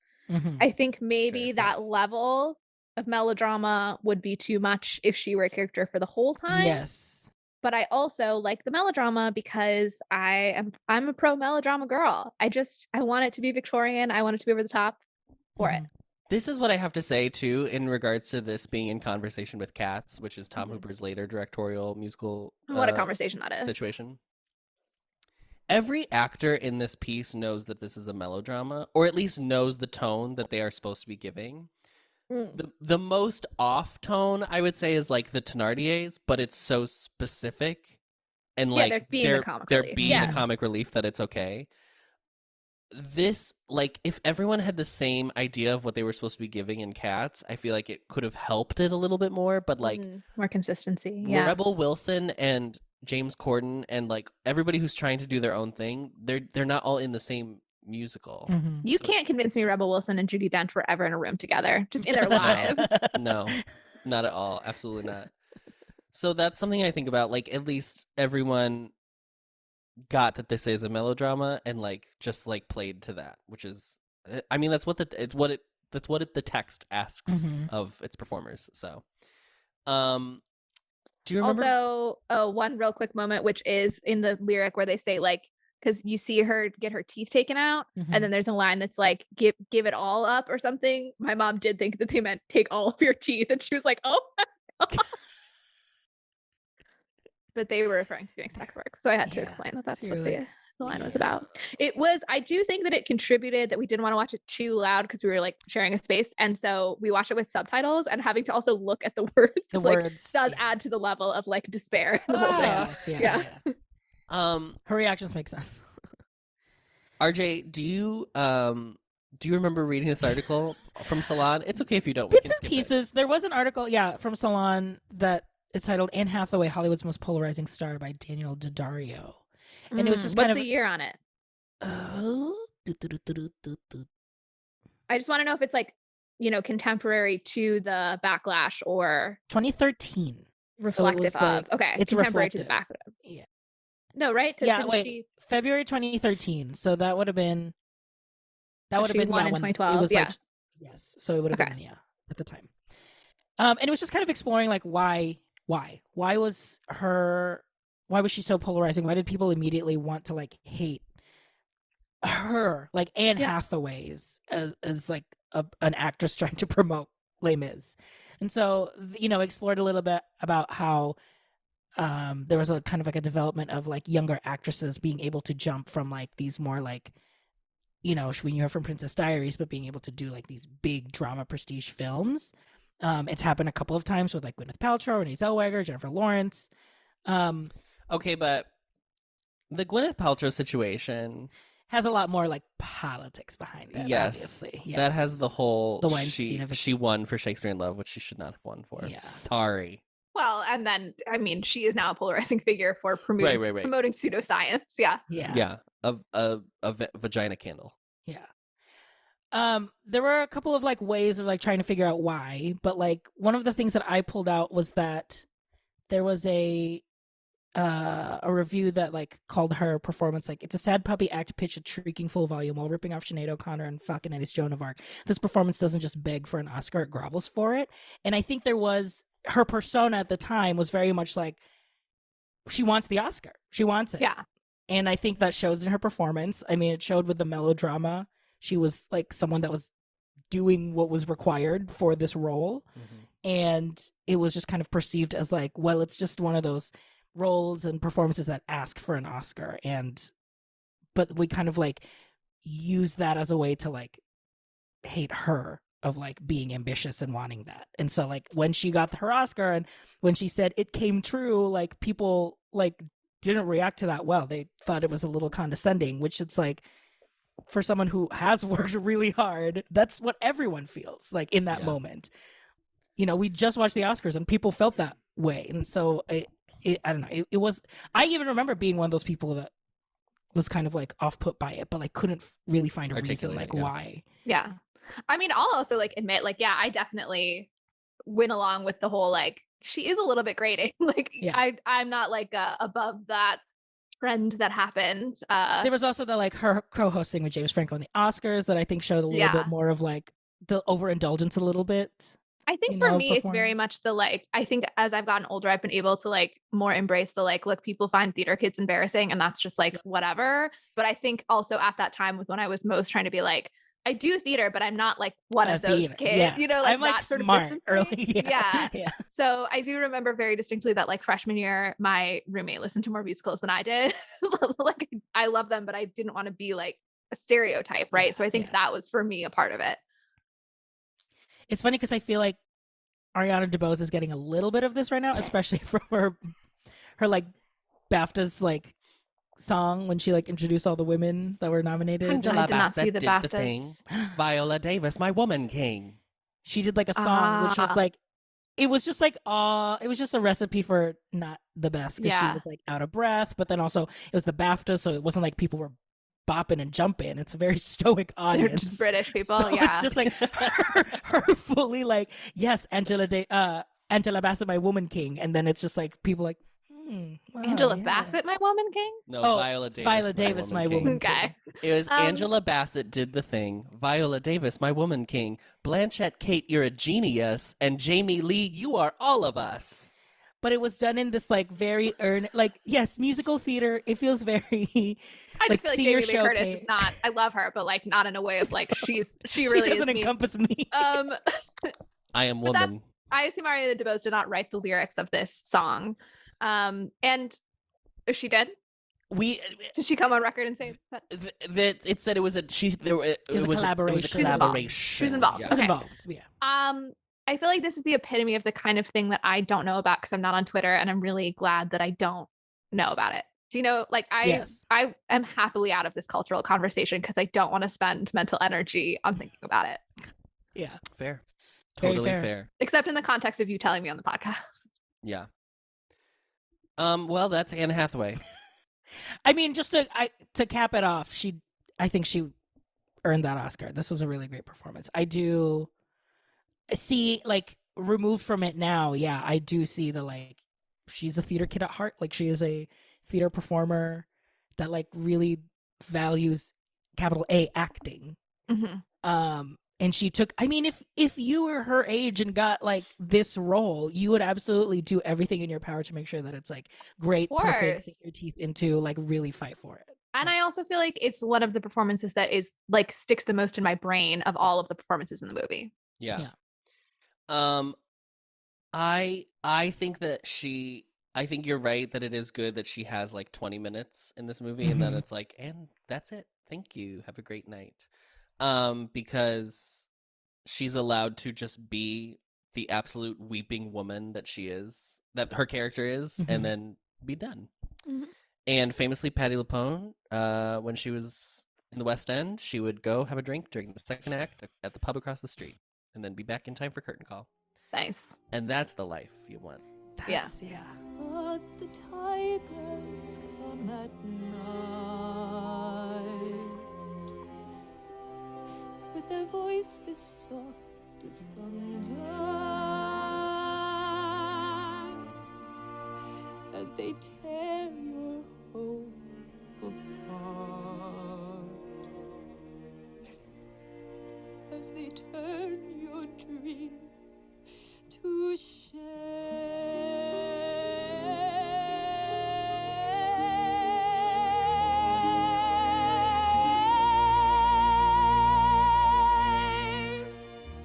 I would like to talk about Molly's favorite person, Amanda Seyfried. I do love her. How do Again, you like like I her said, in not this? a great singing performance, but I thought she did a good job. I thought she did a good job too. She doesn't leave me with a huge impression the way that Anne Hathaway does, but I also feel like who could play Cosette in a way that would leave me with a huge impression? Exactly. It's She's nothing. It's not a Most one-dimensional show-stopping character. Absolutely. Yeah. Yeah. It's like white bread. You just got to be it's like Joanna from Sweeney Todd, but with Yes. less introspection. I mean, like it's Yeah. If it's even possible. Yeah. look and sound beautiful. we love gorgeous. our streaky blondes, and they have a role, and it's for other people to react to them and drive the plot forward. And that's what Cosette does. People also, we are not in a vibrato era of culture, and people, I think, also feel very uncomfortable. I remember people being like, I don't like her voice when this movie came out. And I think it is because like she has like a more pronounced vibrato. I think Yeah, that Eddie might be part of Redmayne it, and too. Amanda Seyfried are just in a vibrato off throughout the Yes, they entire. are. Yeah, because they keep Yeah. listening to Hugh Jackman sing, and he Yeah. is like, Yeah. There's a Um, lot of vibrato in this film. I really like it though. It really makes me think of Snow White, and I feel like that's kind of like a vocal trend that is like out of, like you were saying, like it's not very in style, but it kind of makes me feel a certain like nostalgia, old timiness. Obviously, like the 30s is pretty different from the 1860s, but I In what just way? let's just top 5 ways 1930s is different, or it's really 1830s, right? That's the setting. 1860s when it was written, so 1830s. Yeah. Number 1, cars. Number 2, Top Depression. 10 reasons. Yeah. number 3, lack of monarchs. Yeah. Yeah, I just think that I think that she perfectly is an object of others' affections Yes. and Right. does what she's supposed to do. And in a way, like I think I would dislike it if somebody played this role in a way that took too much focus, because I don't love that that's how the character is written in the musical, but it needs to serve that purpose. That's the purpose. Especially in context of like you're seeing Eponine kind of like it has to be an antithetical to what Eponine is. So it has to be someone Yes. that's like unattainable almost, very like precious.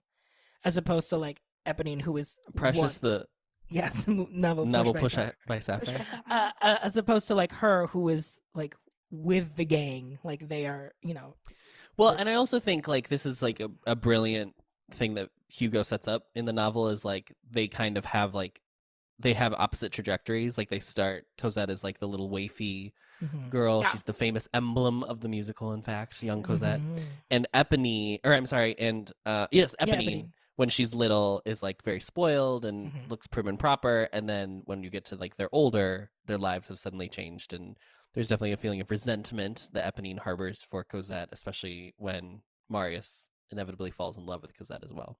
Yeah. But it is nice that it's never played as like, now if you made Les Mis, if somebody wrote Les Mis, it'd be like, well, she's a bitch. I love let's make Clueless, how Clueless is like Emma, Emma. but Oh my god, let's a clueless Les Mis. let's do a Clueless Les Mis. I'm actually so down for that. I'm Sounds so so into good. that. Wait a Les minute. Mis set at like a high school. Yeah, absolutely. Imagine And the what's- revolution. Like, And yeah, they're it's fighting like the someone teachers. who's, fighting the It's very administration of the Nickelodeon school. energy. Yeah. Yes, a decom that's based Decom? on Les Mis. LESMISERABLES. My nephew has been watching Descendants recently, and it keeps like suggesting ZOMBIES. Mm. And I've been tempted to be like, You're what just if like, come instead of on. watching Descendants for a third time, we watched this one? What was I saying? I also think that Cosette, part of her one-dimensionality and innocence is the significance of Valjean revealing his past to her. So I think you also do need, Yeah. for Hugo's like themes around redemption, you have to have this like ultimate innocent character of like Mhm. Right, no life experience, no sin, basically, right. in order Pure. to make it significant that Valjean in the end leaves her the letter with his last confession, right? So it Yeah. is functionally important for that reason. People sleep on In My Life, which is her only solo song. So and good. it's really good. good. You speak of Joanna, it's up there with Greenfinch and Linnet Bird of Greenfinch my and Lindenberg. favorite, like just soprano ingenues, because it's just Mhm. like it is that pure, innocent, like personified in a song. But there is like, apart from, I mean, Greenfinch and Linnet Bird is like a metaphor of like being locked up. Mhm. But I do like that while the theater community loves to shit on Cosette because it's easy to shit on Cosette. She's there are boring. also other female Yeah. characters in this that have much more interesting arcs. Yeah. She is quite introspective in the song In My Life. She is like reflective of like trying to understand who she is and where she comes from and like her whole situation, because she knows that what she is being told by Valjean is not necessarily everything that he knows. Mhm. That's true. Um, She does have a drive. Yes. Maybe the real disappointment in her character is that her drive relates to her relationship with Valjean, which makes sense in terms of the overall arc of the story. But so much of her time is spent in the love triangle, where it feels like she doesn't Mhm. have a clear objective other than Yeah. like be with this guy. But like that's Mhm. too simplistic. So Yeah. maybe that's really why it's hard to connect with the character. It's also funny because it's a love triangle where no one is making like Marius does not seem like a character who is Yeah. aware that Eponine is in love Yes, with him. I don't It's think so. Yeah. It's like just from Eponine's perspective that it's a triangle. right. Truly. So it's not Yeah, like we a just true, use that term for anytime anyone that there's has three people. unrequited. Yeah, three people, and there's some form of unrequited, whatever. Yeah. Because of Right. course, as we all know, a real love triangle can only happen with at least one bisexual. Camelot Yes, taught us Camelot. that. Thank you, Camelot Honey, and it's Cabaret, for your contributions the to the Camelot. culture. Camelot School of Love Triangles. Camelot. Uh-huh. Camelot? Camelot. Okay. Camelot. Camelot. Just sounds like I have a cold. Anyway, so that's our take on Cosette. We've said it all. There's nothing more to say. In my life, please forgive what I say. You are loving and gentle and good. But Papa, dear Papa, in your eyes I am still like that child who's lost in a wood. No more words. No more words. It's a time that is dead. There are words that are better unheard, better unsaid. In my life, I'm no longer a child, and I yearn for the truth that you know of the years ago. You will learn Truth is given by God to us all in our time, in our turn. Let's move to Let's finish Marius. the triangle. Yeah. Let's go to Marius. Played here by Eddie Redmayne, Now listen, Oscar winner. when this first came out, I was hot for Redmayne. I will admit it. Mm. I wanted to count every freckle. Like I was. Oh, I do very like his into it. freckles, but he does not do it for me. His mouth is too weird looking. I don't know what it is. I don't know what it is. His Mm. lips are. I don't know. It's Angela for me for Mm. sure. Oh, Aaron I Tveit. mean, Yeah. yes, Sure. yeah. I mean, all the theater girlies at the time were like, should we have been gatekeeping Aaron Tveit? But luckily, he hasn't done like too Molly, crazy. Is it Schmigadoon. Tveit or Tibet? Wait, Tibet. Dune?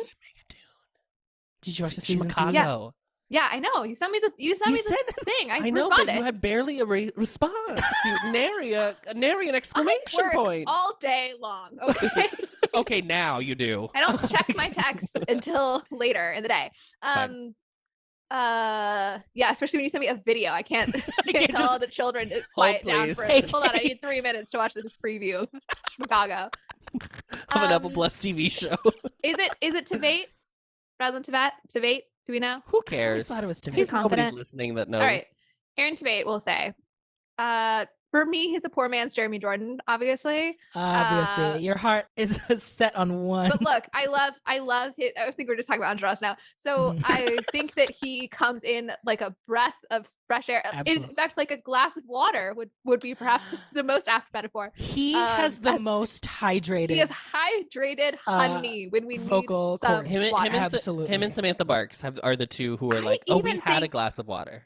I mean, Samantha Barks, I think, yes, I think, but Samantha Barks' voice is more poppy still to me. Yes, And I yes, do yeah, think yeah. that like Eponine is the most pop role already. So I understand why it went that direction. But Aaron Tveit comes in and is like, hey, I can actually sing like a Broadway actor, and you're just grateful for it, which is Yeah. it's too bad that Andros is the most boring character. No, that's not true. We haven't gotten the most boring character, but like nobody cares about Andros. He's like important again, like for Marius to react to, In, but like, I a feel like plot, nobody yeah. has like a real connection to him. Mhm. But him singing is amazing. I feel like on the vocal track, Eddie Redmayne, I was really impressed with his Yes. vocal performance, especially because I think he had like really no singing background at Yeah. all. Yeah. But I did on second watch feel like the shaking of his whole body to get to the vibrato was a little Yes. exhausting. It was a Yeah. little much. It was a little, I don't want to see how hard you're working to make this sound. Especially since you're in an empty room, there are empty chairs and empty tables. I'm just Yeah. looking at you, and you And the are camera's so close. We're Yeah. so So close. And yeah, you're going to the back row, and honey, there ain't a back row here. You know what I mean? We're in Right. a cabaret space, and you're going to the back row. Yeah. So yeah, I mean, I think he worked very hard to do the singing and did an impressive job. But I think that he on didn't have the years rewatch. of experience Yeah. to cover up the amount of hard work that he is doing. Yes. That's Um, fair. Yeah. But I think that he, acting wise, like I think he does a good job. I think he's a solid Marius. I was thinking about his performance in Little Fall of Rain is pretty Mhm. impressive because that's a tough line to walk of how do you hold this dying woman in a way that isn't cruel as she's dying, but doesn't also confuse the audience as to whether you also You- return any of her affection. Yeah. Yeah. And on stage, you really just have to hold her, and that's most of the work for you. But like in a film, we can see every micro expression, and he Mhm. does a pretty admirable job of sort of riding that line. Mhm. Yeah. I famously auditioned for Marius. For this in this movie. In this movie. Mhm. Yeah. Mm. I shockingly didn't get it. I don't know if you noticed that I'm not in this movie. Yeah, I did I notice wasn't that. sure if it was you or not, so I'm Yeah, glad yeah, you yeah. clarified for sure. No, I auditioned for I was auditioning for Marius in high school, and there was a time where I was delusional enough to believe that I could be perceived as heterosexual. Not the case anymore, darling. But I really his songs are so good, which is like Yeah. the real crime of the situation is that Mhm. like I hate when male Pretty characters people. have good songs. Yeah. Cause like I don't want to listen to them, but like Yeah. I Cheers just is wanna... good. Yeah. Spend time around men, yeah. Oh, my friend, forgive me. that I live and you are gone. There's a grief that can't be spoken. There's a pain goes on and on. Phantom faces at the windows, phantom shadows on the floor, empty chairs at empty tables where my friends will meet no more. Oh, my friends, don't ask me what your sacrifice was for. Empty chairs at empty tables where my friends will sing no more. A Little Fall of Rain will make me cry anytime I hear it, so I cannot listen to it. It's like one of the few songs that, like, if I'm looking to cry, sure. However, most of the time I'm not looking to do that, so I have to avoid it like the plague. Is Les Mis the musical you listen to if you're like, I need to cry? No, that's Next to Normal. What's yours, Molly? Really? Come back to me. I know that I have one, but I can't think of what it is right now. Or honestly, Last 5 Years also makes me cry. Yeah. But it's really the beginning. Maybe Last 5 Years. Oh no, Parade. Oh, did you see they just had to cancel? No, of course you're not on Twitter. They just had to cancel. They had their like critics. They invited all the critics to the show, and they have a bunch of projections, and the projectors weren't working. So at 8:32, they canceled the show and just sent everybody home. Yikes! Which I saw that there was some anti-Semitic protesters, and then Ben Platt put out a statement being like, "That's not it." That was it. Not into it. Not pro. I have not listened to the Parade like at all. So you should listen. It's so really good. Okay, sorry, crying. I think also Little Fall of Rain. Well, one, I think it's funny in Sideways, he complains about how they mess it up by having it actually rain because like the point is that she's bleeding and she's like delirious and she doesn't understand that like it's blood and not rain. Yeah. And at first I was like, we're getting like pedantic about like it has to be like it could also be raining, but then I watched it this time and was like, actually, no, you're right. It does actually take away from the song. It should not be this. I also am gonna fresh take. I've changed my opinion slightly on this plot wise because the first time we recorded it, I talked about how I think it's like actually very embarrassing to die in the arms of someone who doesn't love you. Like I feel like it's a very common trope, and the idea that like, oh, but it's like you're in your last moments, you get to like pretend that's true is like that's like sadder than anything else about being in unrequited love. But I now think because it doesn't seem like Marius knows that she loves him and they are friends, he is comforting her as a friend. There's he and, like, does love her, but just not in that very way. Platonically, just not romantically.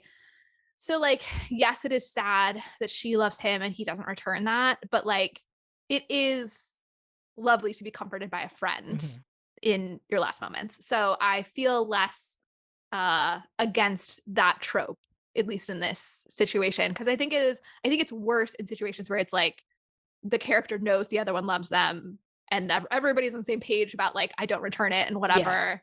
This just is like ultimately they're friends, they're comrades in this battle, right? Like all that stuff. So I'm more warm to the whole thing. Yeah. What changed?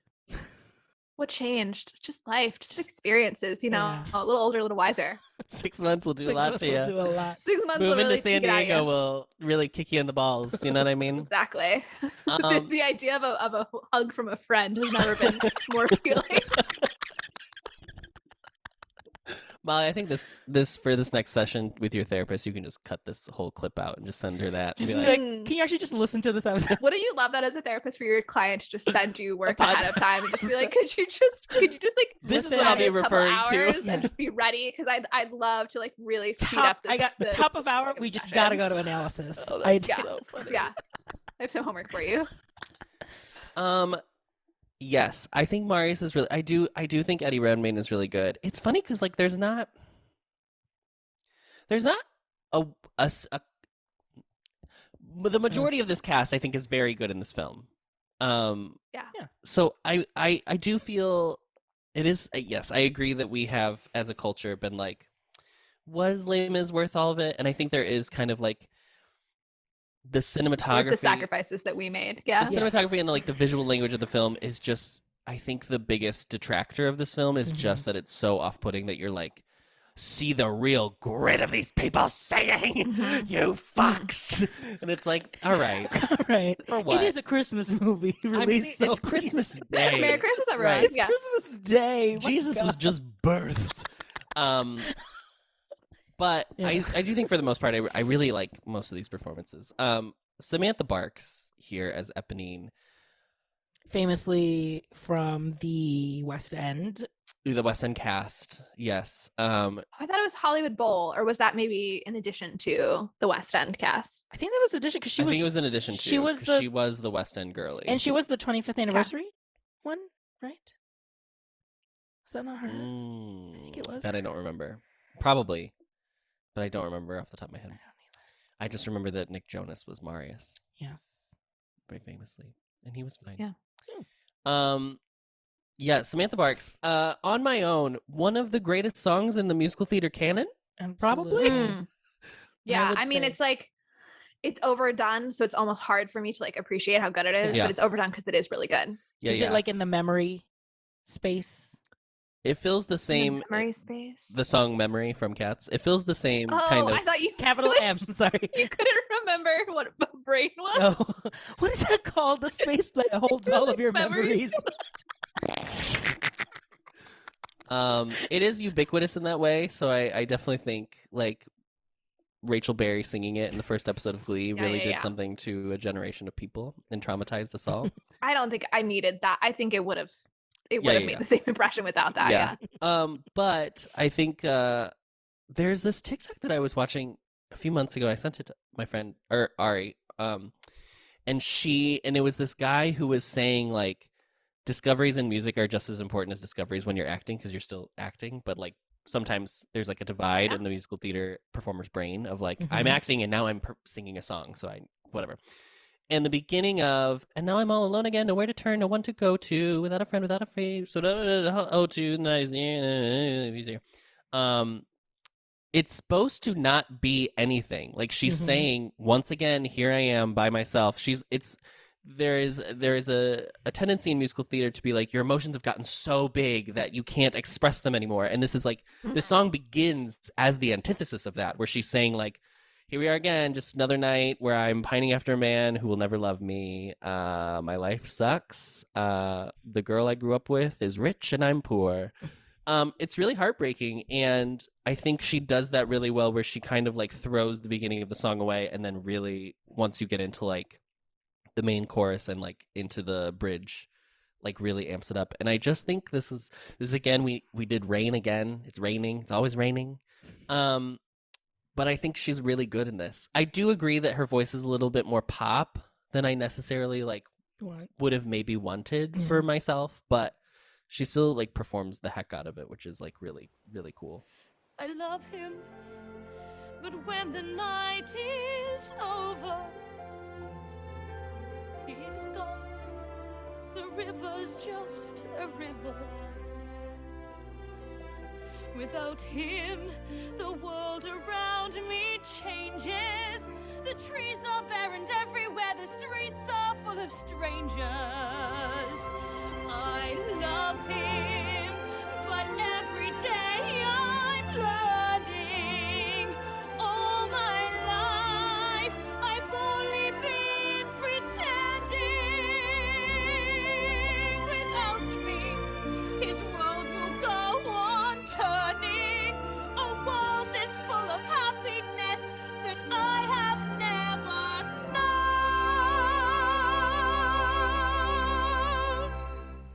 Yeah, I just think she got like really hyped up before the movie, and so I was a little disappointed. But I expected to have that same like, oh, this is like a Broadway, like she can really the big rich sound, and so then I was sad that I didn't get like the richness of sound I was kind of hoping for. Yeah. And I think it's too bad that I feel like there was also buzz around her at the time of like, and now she's going to be a movie star, and she like really didn't do anything else Mhm. after this. Yeah. So It is kind of sad. too bad. I do think that sometimes I think Broadway people who aren't used to being shot on camera, especially in this proximity where the camera is like 3 inches from your mouth, can have a tendency to be a little bit bigger, and I do think she still kind of keeps it very small and contained, which is like good. So Yeah. definitely fits It almost feels like she knew that all the other actors are gonna be like crazy because it might be their first time experiencing live singing, and because she has experience in live singing, that she is able to like, I'm gonna contain it because I Yeah. know the camera's Yeah, right here. that's true. That's As true. opposed She to, like- maybe does the best job of that. Yeah, for sure. Yeah, she's really good. I don't know. Eponine is, oh God, what a character. Like, what a beautifully written. In the notes, I said that she could have snuck in as a supporting actress nomination, but I don't know if I fully believe that now. I don't know if that's just like, because that's like, it's the role. Like, the role is a good role in the context of this movie. Yeah. I just didn't know if she fully had like an actual like X factor of a performance. Yeah, I think she does it well, but it's not something where you leave and you're like, that's Samantha Bark's performance. My God. Yeah. Where like Right. everybody Versus left saying Anne Hathaway. Yeah. Yeah. I feel like when I've seen the stage show, it's her relationship to the revolution is like a little bit more significant, and in this movie it feels like she's like really just there in the For love the love triangle, and triangle, that she's Yes. like she ends up at the barricade because Marius is there versus like actually caring about the revolution. Yeah. Maybe my memory is faulty on that, but I do wish there was like a little bit more about her feelings about the political situation. Well, I think it's more, I think it's that her political feelings are that whatever Marius's political feelings are her political feelings. So I don't think it's necessarily like her own maybe thought out political feelings, but like she wants to, it's another way she thinks she can impress him. And even that doesn't really come across in this. Whereas Yeah. I think it does a little Yeah. bit more in the stage version. You're right. Okay. Speaking of Cosette, or I'm sorry. Speaking of Eponine, should we talk about Gavroche, her little brother? Is he really? Yes. Is that canonical? That is canonical. musical? Yeah. Is there a line that tells us that? No. Yeah, I think I was just supposed to derive from like how she always took care of him, but I always Does just she? assumed that it was like there's a child here. Someone should watch out. Do they have a In scene the together? movie, a it's couple. like he's just like a street urchin Yeah. energy, and like Right. Marius is the one who like kind of takes care of him, or is the Yeah. one who seems to maybe interact with him the most. I think that's right. Mm-hmm. Or is I it would one of the students? I would say there it was- almost even feels like the background There was students are the one one. There's guy like student who Yeah. was like he like wailed basically. So Yes, he, like, that's- loses yeah, his because mind. it's like You're right, it's you're like right, you're right. not yeah. it's like unnamed students who like when he like goes over the barricade are like Gavroche, come back and blah blah blah. Yeah. So I just felt like he was like he's one of those kids who just belongs to the neighborhood. He doesn't really have Yeah. a family, kind of a situation. Yeah. That's Not that the crazy. Thenardiers are like an amazing family, but still, you'd think it would come up. yeah. This little twerp is good. And I'll stand right here on this He's good. podcast and I'll say that. He Because he was right. he was the one he played Jack too, right? In the He ends up playing Interludes. Jack in Into the Woods a couple years Oh, later. okay. Yeah, he's Very charming. Very like he like stole the scene every time it was on him. Like there was Yeah. you couldn't like look away from if the word scamp has a picture in the dictionary, it's this picture of Gavroche. I will say, RJ, I recall from the last time we did this episode that you came in hot with your hatred of the fact that Gavroche starts out his song singing to a guy in a carriage, and then it turns into direct address, and you felt betrayed by this choice. Oh my god, I completely have blocked that out. I The trauma. remember your life better than you do. But I watched it again Uh-huh. with that in my mind, and I think you're wrong. Okay. I think that it's not direct address. I think what happens is he sings to the man in the carriage, and then he sits in the back of the carriage and he sings to the kids who are running behind the carriage. Ah. And they go from like a side shot that shows the carriage kids. guy and Gavroche to back and forth of him facing the kids and the kids running behind. I think it is maybe not the clearest Mhm. it's a visual POV communication. shot of the Yeah. children. So yes, so I do understand, and I think we can maintain our criticism of like that wasn't the clearest way to make Mhm. that choice, but I don't think that they intended it to technically be direct, direct address. Because is Gavroche in like I was gonna say in the musical or anything? There is no like No. surrogate to audience. Nope. That type. does not happen in Okay. this show. The only place is at the end when they like in the finale when they do the like to love another person is to see a face of God. Like that whole sequence is The kind orphanage of at the end. like the orphanage. Yeah. Yes. No, Gavroche does not do that. Okay. It would be fun if he did, if they rewrote it and he was kind of like a... I mean, out of all the characters, that one would make sense, I feel like. It would make... I mean, I guess Jean Valjean too. It would make You're- sense too you're- because if they were concerned, I don't think you would need to be concerned if I was remaking this, because I think this does a great job of explaining everything that's happening without doing any additional explanation. But if you were like, they really have to understand what was going on in France at the time that we got to this point, you could use Gavroche in that way to be like, well, listen, the king said this, that, and the other. Except he's Cockney and we're in France, but we're in a liminal space of accents here. So you're just saying like Gavroche is not like aware of the audience, because I mean he does sing direct address to the audience in the same way that almost every song is to the audience in musical theater. Yeah, it's not. There's not like here's what's happening in your neck of the woods. It's not. It like is establishing because it's the time jump, so it's like Yes. establishing like here's the neighborhood and kind of the context. But yeah, they don't. And it's interesting actually because there's the whole thing like the spark is like the death of this general, and my mom asked me like what was the deal with that general, and I was like, dude, I've never even thought about it until this watch. So it's like it is so contained that even there are some specifics, but your brain just goes like, I get that. I get what their reaction is. I don't need to know about the guy. So I did look him up, and he was like a guy in parliament who was critical of the monarchy. So it's like the death of their hero basically prompts the revolution. Yeah. Goddamn liberal socialists. Exactly. Yeah. Ruining country. Well, shall we move on to the Thénardiers as we round the corner? Yeah, because we're going to smallest to biggest. Smallest So to obviously biggest. Thénardiers are nearly the biggest characters It's in the whole true. thing. Yeah. Probably the main characters, I would say.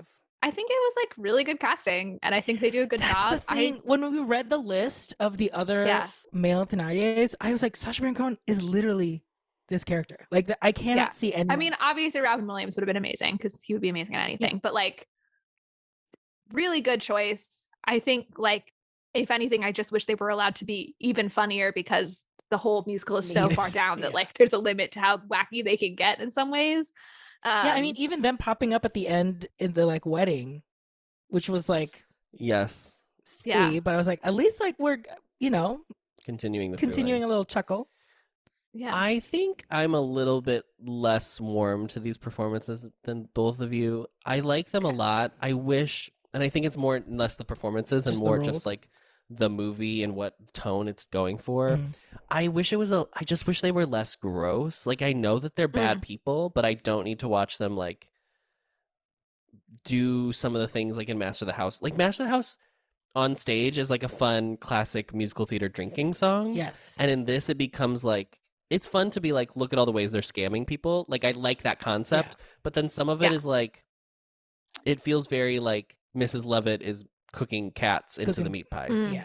And I maybe it's because it's the same actress, so I was like, I feel like I'm There's not a little seeing something new. hard not to per make se. that association. Yeah. There's a little like it felt like a Tim Burton scene. Like it felt. Yeah. Yes.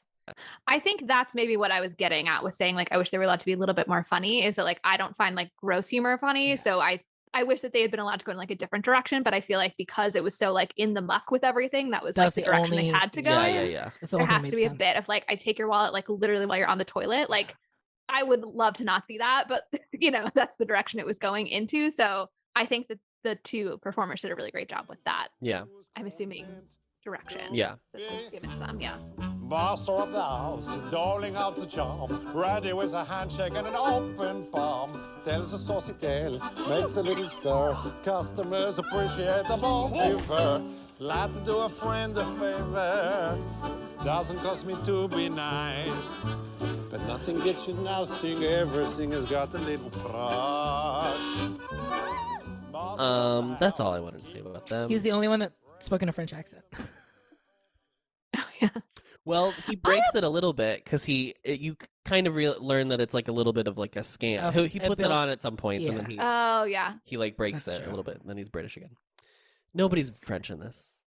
Yeah, I have a little bit of mixed feelings about every time in a movie where they're all speaking English and then they like get a letter and it's in French. And I'm like, well, okay, so like what is the language of the world of this film? Like I get that they're in France, but they've not been speaking French. So like they all write in French, but speak in English. Like what's going on? I feel differently about street signs and whatever, but it feels a little bit like if we're going to speak English the whole time, the letter should also be in English because That's how language works. Anyway. Yeah, is Amanda and Anne are doing British accents, right?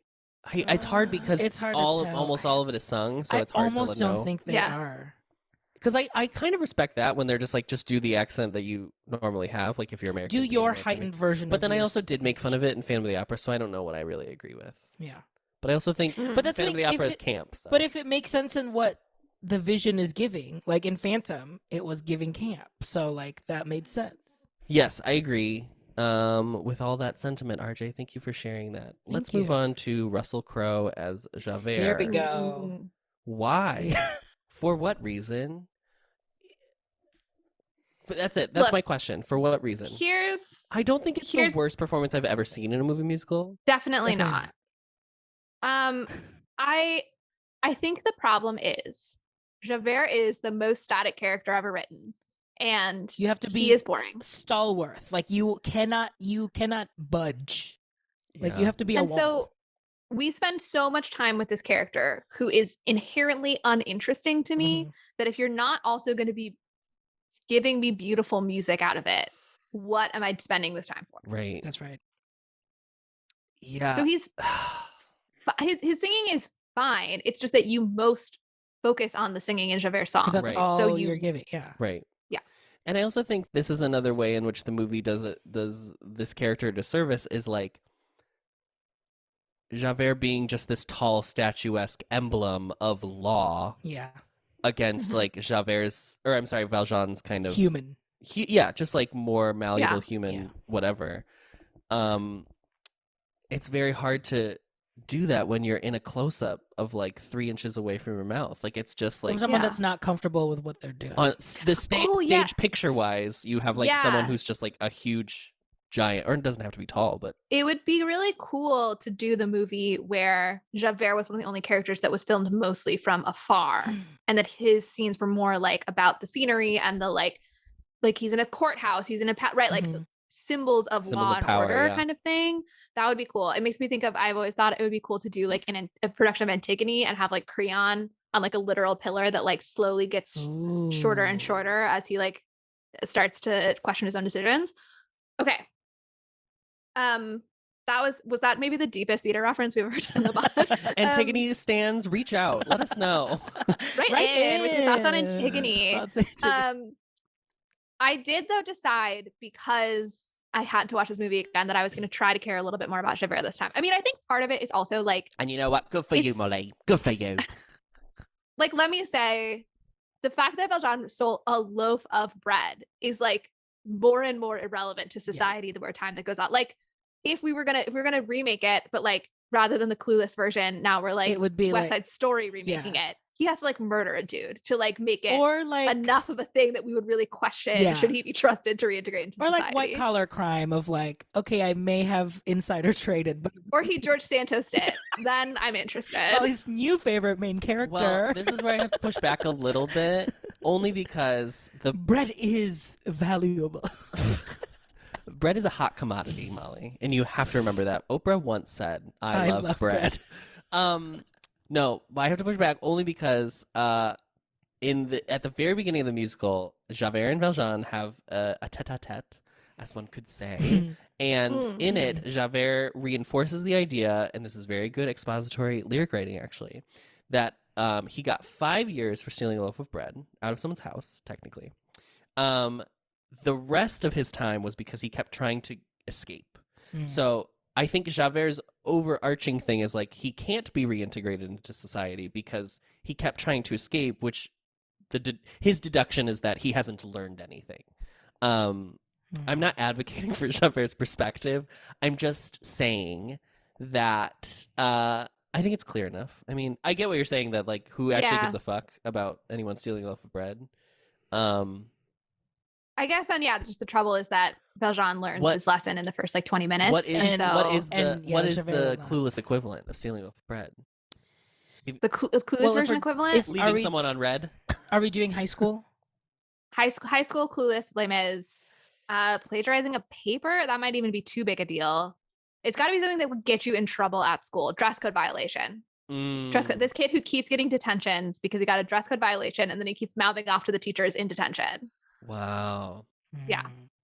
I should be a writer. It's the, you're so close to LA that it's just like, oh, you're It's- just feeling yeah, it. now emanating the from dreams you. are yeah, I'm la la landing. La landing. I'm lalanding. Okay, here's what I wanted to ask. I'm going to ask you a question and then I want to read you some lyrics. Mhm, Okay, okay. so don't answer right away. Why ultimately do you think Javert commits suicide? And I'm going to read you Is this the multiple last choice? few stanzas. No, I'm going to read you the last few stanzas of his suicide song so that we can chew on this question. Okay. The world that I have known is lost in shadow. Is he from Is heaven or lost in shadow. Is he from heaven or from hell? And does he know that granting me my life today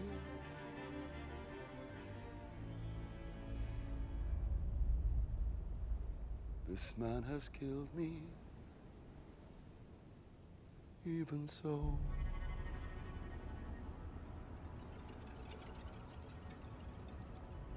I am reaching, but I fall, and the stars are black and cold as I stare into the void of a world that cannot hold. I'll escape now from that world, from the world of Jean Valjean. There is nowhere I can turn. escape not from that world, from the world of Jean Valjean. There is nowhere I can turn. There is no way to go on. I think he's depressed. But why is he depressed? And obviously, like, depression in the real world doesn't have a root cause necessarily, but I mean, like, literary wise, what is causing his despair? For me, it's probably because he is black and white the entire movie, where it's like you have to pay the price for every like law violation that you've made, and the discovery of like humanity of like Jean Valjean sparing his life, even though he spent an entire life trying to make sure that he's behind bars. Like he can't like compute with that compassion. And to me, I always took it as, I can't understand that. I don't deserve that because I can't understand it. Meaning I don't deserve to be in this world because that's what it means to like be able to like survive. A worthlessness. Yeah. I always felt it was like I'm not, Interesting. I thought that I was being a virtuous man, but I am not, because I wouldn't have made that decision, but he was able to, even though he's in his position. So I think that's great. That's beautifully said, RJ. Thank Really, you. genuinely. I think you're wrong. No, I think that, okay, so obviously Victor Hugo writing this is a staunch Catholic, as is at this point in time most of the nation of France. The podcast. Yep. As is most of the nation of France. The Catholics famously don't think that people who commit suicide go to heaven. It's kind of like a whole thing. So in my head, it's if the whole theme of Les Mis is forgiveness, the reason he commits suicide, I mean, maybe not why he commits suicide per se, but like literary wise, the reason he can't go to heaven and he commits suicide is because he is not able to be a big enough Christian to forgive. And that's like his downfall, is that he can't be truly Christ-like in that way. So in the same way that article I read talked about how Fantine is buried in a Christian grave, tells the reader like she is redeemed, Hugo also gives Javert an ending where we understand he's not redeemed. So the suicide is just a vehicle for the reader knowing that Javert will not go to heaven because he doesn't have, as you were saying, like, the Christian forgiveness. Now I think we're in a place where like suicide is obviously looked at very differently, but like historically suicide is like you are taking your life, but also like you're saying something about like how God shouldn't have let you live, or just like there's a lot of like things that people put on people. They're selfish and like da. There's all these things that people traditionally it's a have put selfish on. act more than anything. Correct. Yeah. So I think that's what I'm trying to draw from, but also like Interesting. he's a shithead. I think that's also a good reason. Okay. I'm not sure that's the most Compelling deep argument. explanation. So I always felt like he realized that he had been in the wrong for so long that the guilt motivated the suicide, that it was like, yeah, like I am a bad person, so I shouldn't be around anymore, basically. So kind of similar to Arj's answer, but a little bit different. Not so much the worthlessness, is just like the guilt of having to face contemplating the years of making the wrong decision. But then this time when I watched it, I thought about I stare into the void of a world that cannot hold. I'll escape now from the world of Jean Valjean. And I thought about like, what does he mean by like the world of Jean Valjean? Like how is the world different if it's the world of Jean Valjean? And I now think maybe what he's saying is, I am like such an anxious person, basically, that I can't. He's a millennial. That I can't come to terms with a world that has moral grays. Yeah. Like I feel totally like I am now in the void, right? Like I am so disoriented by this concept that there could be any moral gray, that I'm totally overwhelmed and I can't actually live in this world because like it is too much for me to have to deal with the idea of nuance and morality. And that like my purpose in this life is to like execute that. Like I have to dictate good, correct and not correct. And if the world has so much gray now, how do I fulfill that role? Like how am I supposed to? How now, brown cow? Yeah. Interesting. Well, listeners, write in with your thoughts on Javert's Javert. suicide. Don't tell us anything about Russell Crowe. We know it, girl. We've heard. I mean, it. we know it. You we know. are unlikely to leave us Feel free. thought about Russell Crowe. I think the older I get, the more I do find Javert like more compelling as just an antagonist to Jean Valjean's story. I understand that he's very one note, but like I think that his the two songs he sings, which are Stars and then what is his last song called? It's just called Javert's Suicide. Javert's Suicide? I think that's right. Potentially. The way they can be read together of like him in Stars. Wait, I will find you, Jean Valjean. Like right, but more than that, it's him like solidifying his, or even just like explaining to the audience like why he's such an asshole, but like being like, this is my literal moral compass, is that I have to. This is his belief in. If Jean Valjean believes in God, then like Javert believes in like law. Like that is his actual literal belief system. And I think that I think you both are a centrist, is what we're trying to say. Yeah, it's very Joe Biden of him, honestly. I'm with her. Am I right? Nevertheless, Javert persisted. But then after Jean Valjean, because the thing that we have to remember, the thing that sets Javert up to commit suicide, the reason he has a crisis of conscience, is that Jean Valjean could turn into the person that he has always assumed he knew Jean Valjean to be. And yet, in his time of need, in his time of power, he does not abuse that power. In fact, he lets Javert go, showing yet again that forgiveness is the ultimate, like, truth and divinity and blah, blah, blah, blah.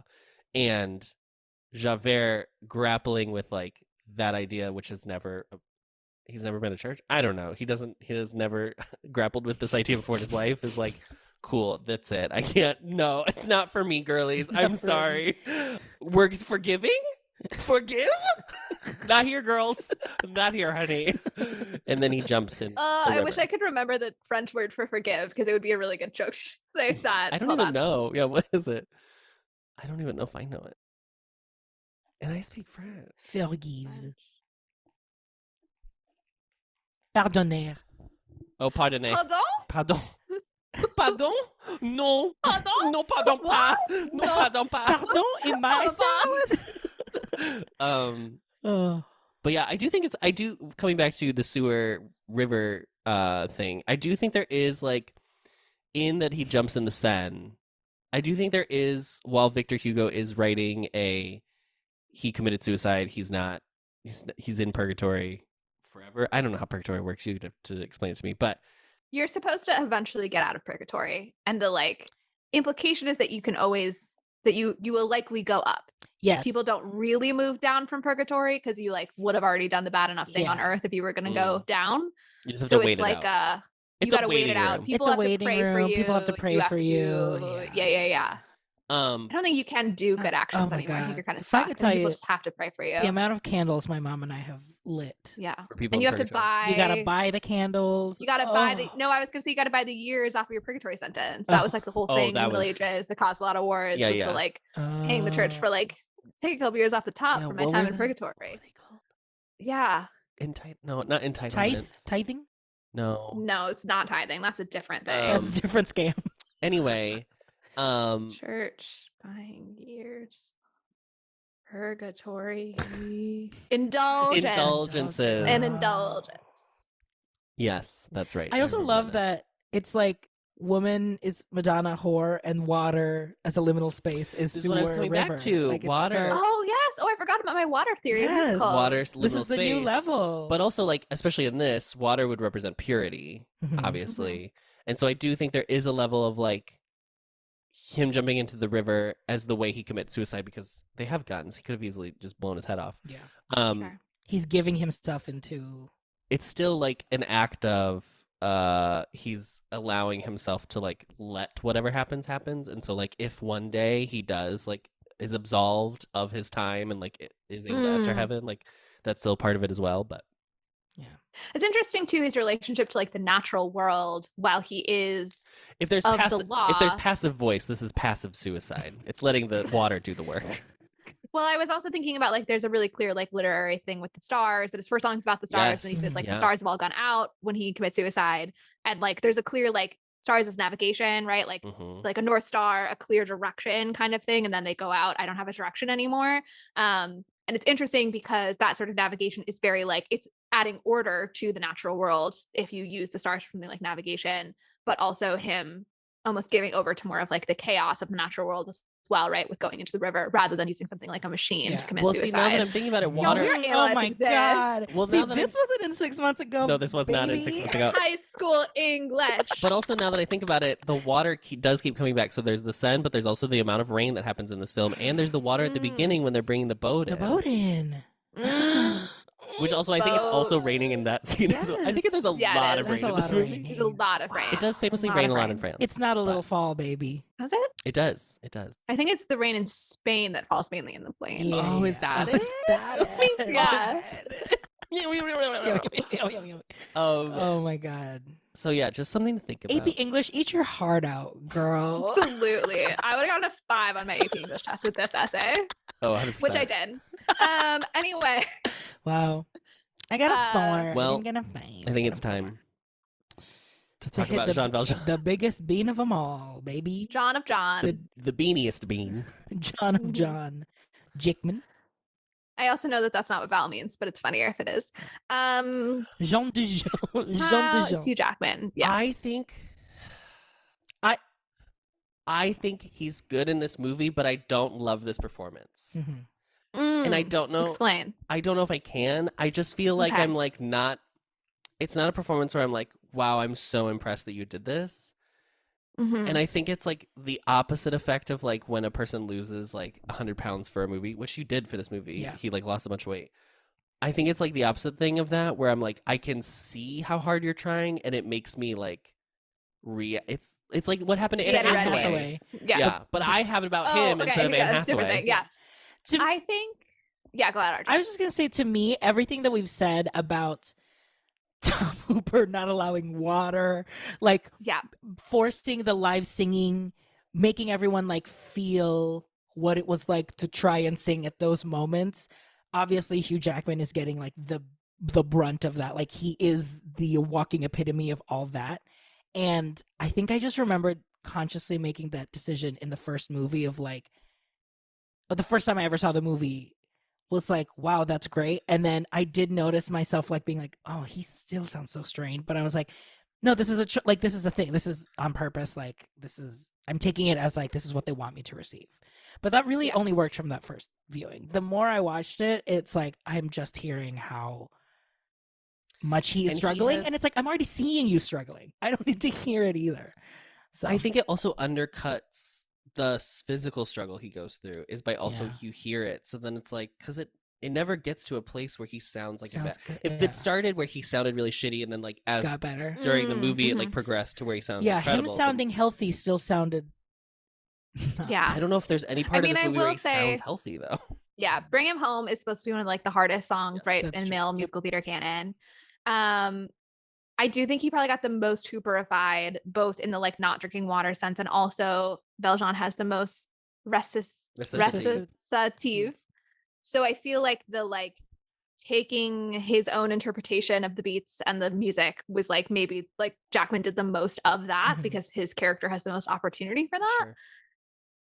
I will say, I think acting wise, he does, it feels like lived in as a part. It feels Yes. like he feels like He- committed to the objectives of Valjean very clearly. And I think he like really plays the whole, like, I think we talked last time about how Valjean has this kind of like monastic almost thing, or like Mhm. maybe the character is asexual, of like, there's like no Christ figure. yeah, almost. and there's Yeah. no like romantic interest. There's other than his relationship to Cosette, which still feels kind of informed by his calling to God. He Mhm. has this sort of like, he doesn't have like really close relationships with people, really, right? Yeah. Right. His thriving relationship is that with God and with his path and that sort of thing. Mhm. So I think it's impressive to be this compelling to watch in a character that's so sort of like heavenly focused. Yeah. You know what I mean?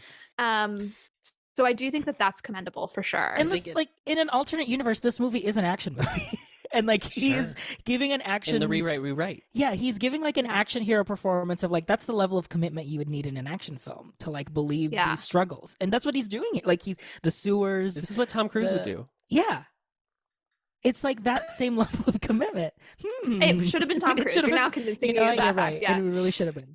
It also has to be he has to steal a loaf of bread because obviously bread is the symbol of the body of Right. Christ. So it has to be something that, because the whole point of the, I mean, not the whole point of the book, but one of the things that the book is like focusing on is like government is not always like infallible, Mhm. right? Like Mhm. it's exemplified in both Javert as a character, but also the students rebelling against the monarchy, Yeah. And the idea that it has to be kind of ridiculous that he gets 5 years for stealing a loaf of bread. And so I think using bread as the example of like something that anyone can get on Sunday at church Mhm. is like what he is put in prison for 5 years for. There's something there. There's something there. You know what I mean? Must be like such a bummer to read the Western canon without a like Catholic/Anglican religious background, because there's just like so many things It's that are steeped. like you just have to understand that means something. Yeah. Mm. Yeah, non-Catholics, tell us. Right in. Tell us what it's like What to it's read like to- literature and not be a Catholic. 'cause I'm curious. Because that's okay, so all then I we're see. talking. Okay, so let's get into it. So obviously, Bring Him Home is the where he's not just Christ-like, but he has now literally become God, and Marius has Mhm. become Jesus, and then Trinity. TK Bonet. And then Marius obviously like recovers. Yeah. So he's, Easter weekend. He's gone coming up. down to hell and then he emerges back up from hell. Right. Mm. Which is also, what's that Greek one? Orpheus. Orpheus. Yeah, it's Mhm. also that. Mhm. We've got we're using a lot of imagery, we're using a lot of mythology, we're using a lot of energy for this podcast. slowly depleting energy. I didn't have any actual thoughts there. It's just things I was puzzling together in my mind, but I have no actual Yeah. thesis But statement. no, I so. mean I think Who is the Holy Spirit in the Trinity of Valjean, Marius? it's got to be Cosette, and- right? Or Fantine. Is it It's Cosette? Fantine. It's Fantine. Because she Fantine. is So like she comes back. She comes back and she is like the Because in this, okay, driving force, like the Holy Spirit. This is a That is the change. force that makes him want to be virtuous and like godlike. when he dies, Yeah. Fantine comes back. Oh my He God. has a vision of Fantine. Yes. In the film, it's Fantine and the bishop, but in the Yes. show, it's Just just Fantine. So it really is like she's the girl. Yeah. Patti LuPone went across the street, had a drink at the pub, got back on stage in time to To save. help welcome him Mhm. to heaven. Yeah. Didn't you tell me last time we did this podcast that the bishop is played by someone who was a Valjean? He's the original Valjean. He's Colm Wilkinson. Yeah. Wow. So I do like that, they Right, made him a of little course, bit of of a bigger course. part for that reason. Yeah. Interesting. Because I the was- kindness of the bishop is what sets him on his like path of Mhm. Oh, yeah. Virtue. Hugely could not be a bigger impact to the plot despite a very small, actual time on stage. crazy But that it's- this book like that the Catholic Church was like banned this I book. know. It's like a I know. It's so like We were watching we're it up and on my- Catholics in this book. Yeah.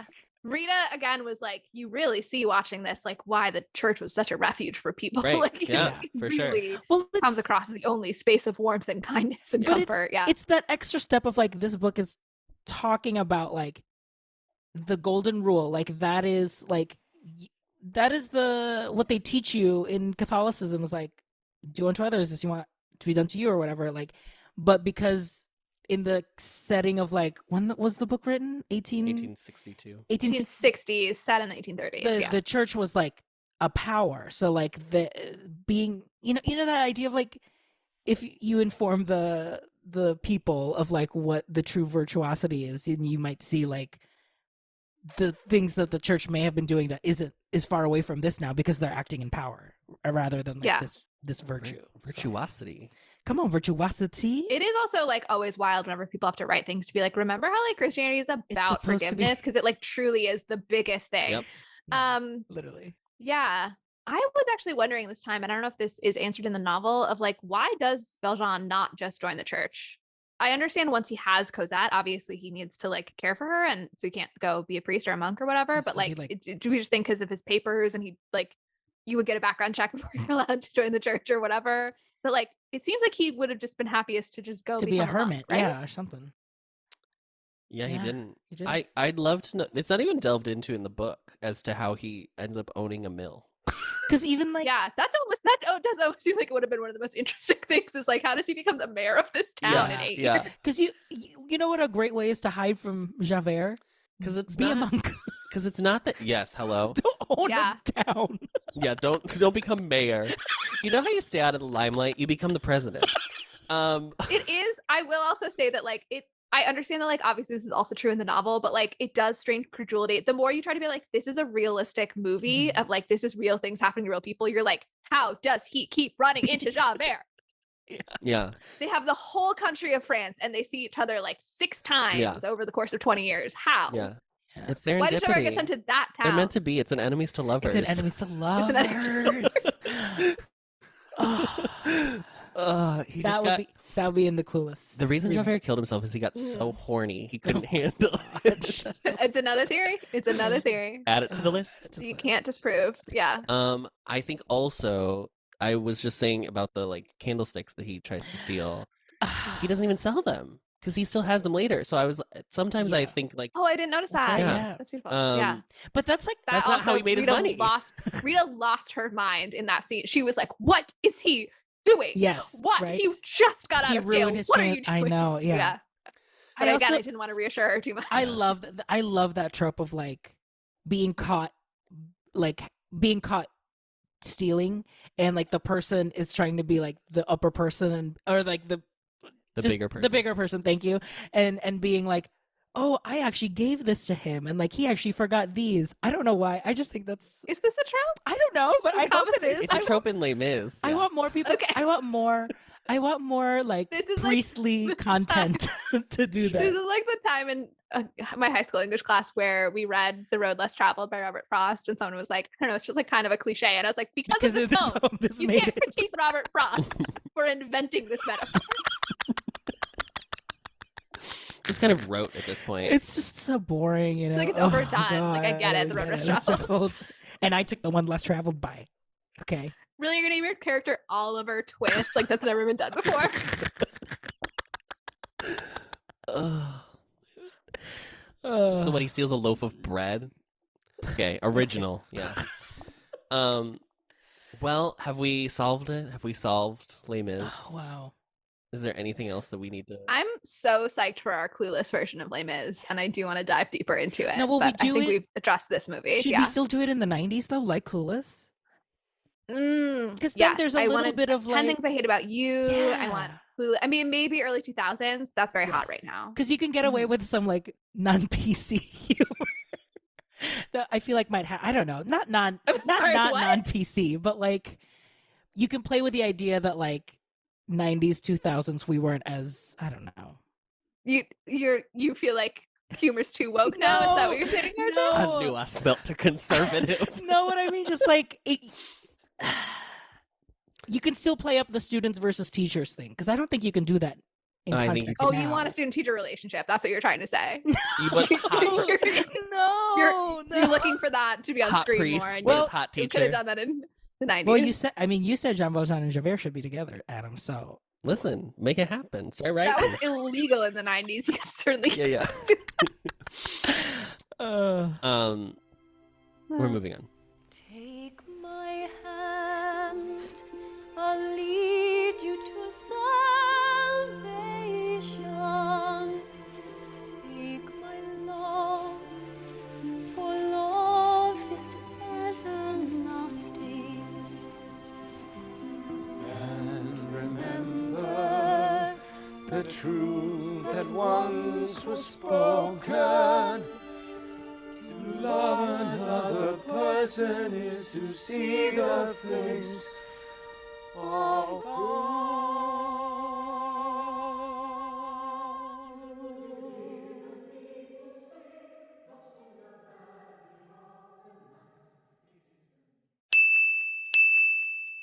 This movie has 70% on Rotten Tomatoes from critics. Mm. Todd McCarthy from The Hollywood Reporter says, reuniting with his King's Speech cinematographer Danny Cohen and production designer Eve Stewart, Hooper has handsome interior sets at his disposal.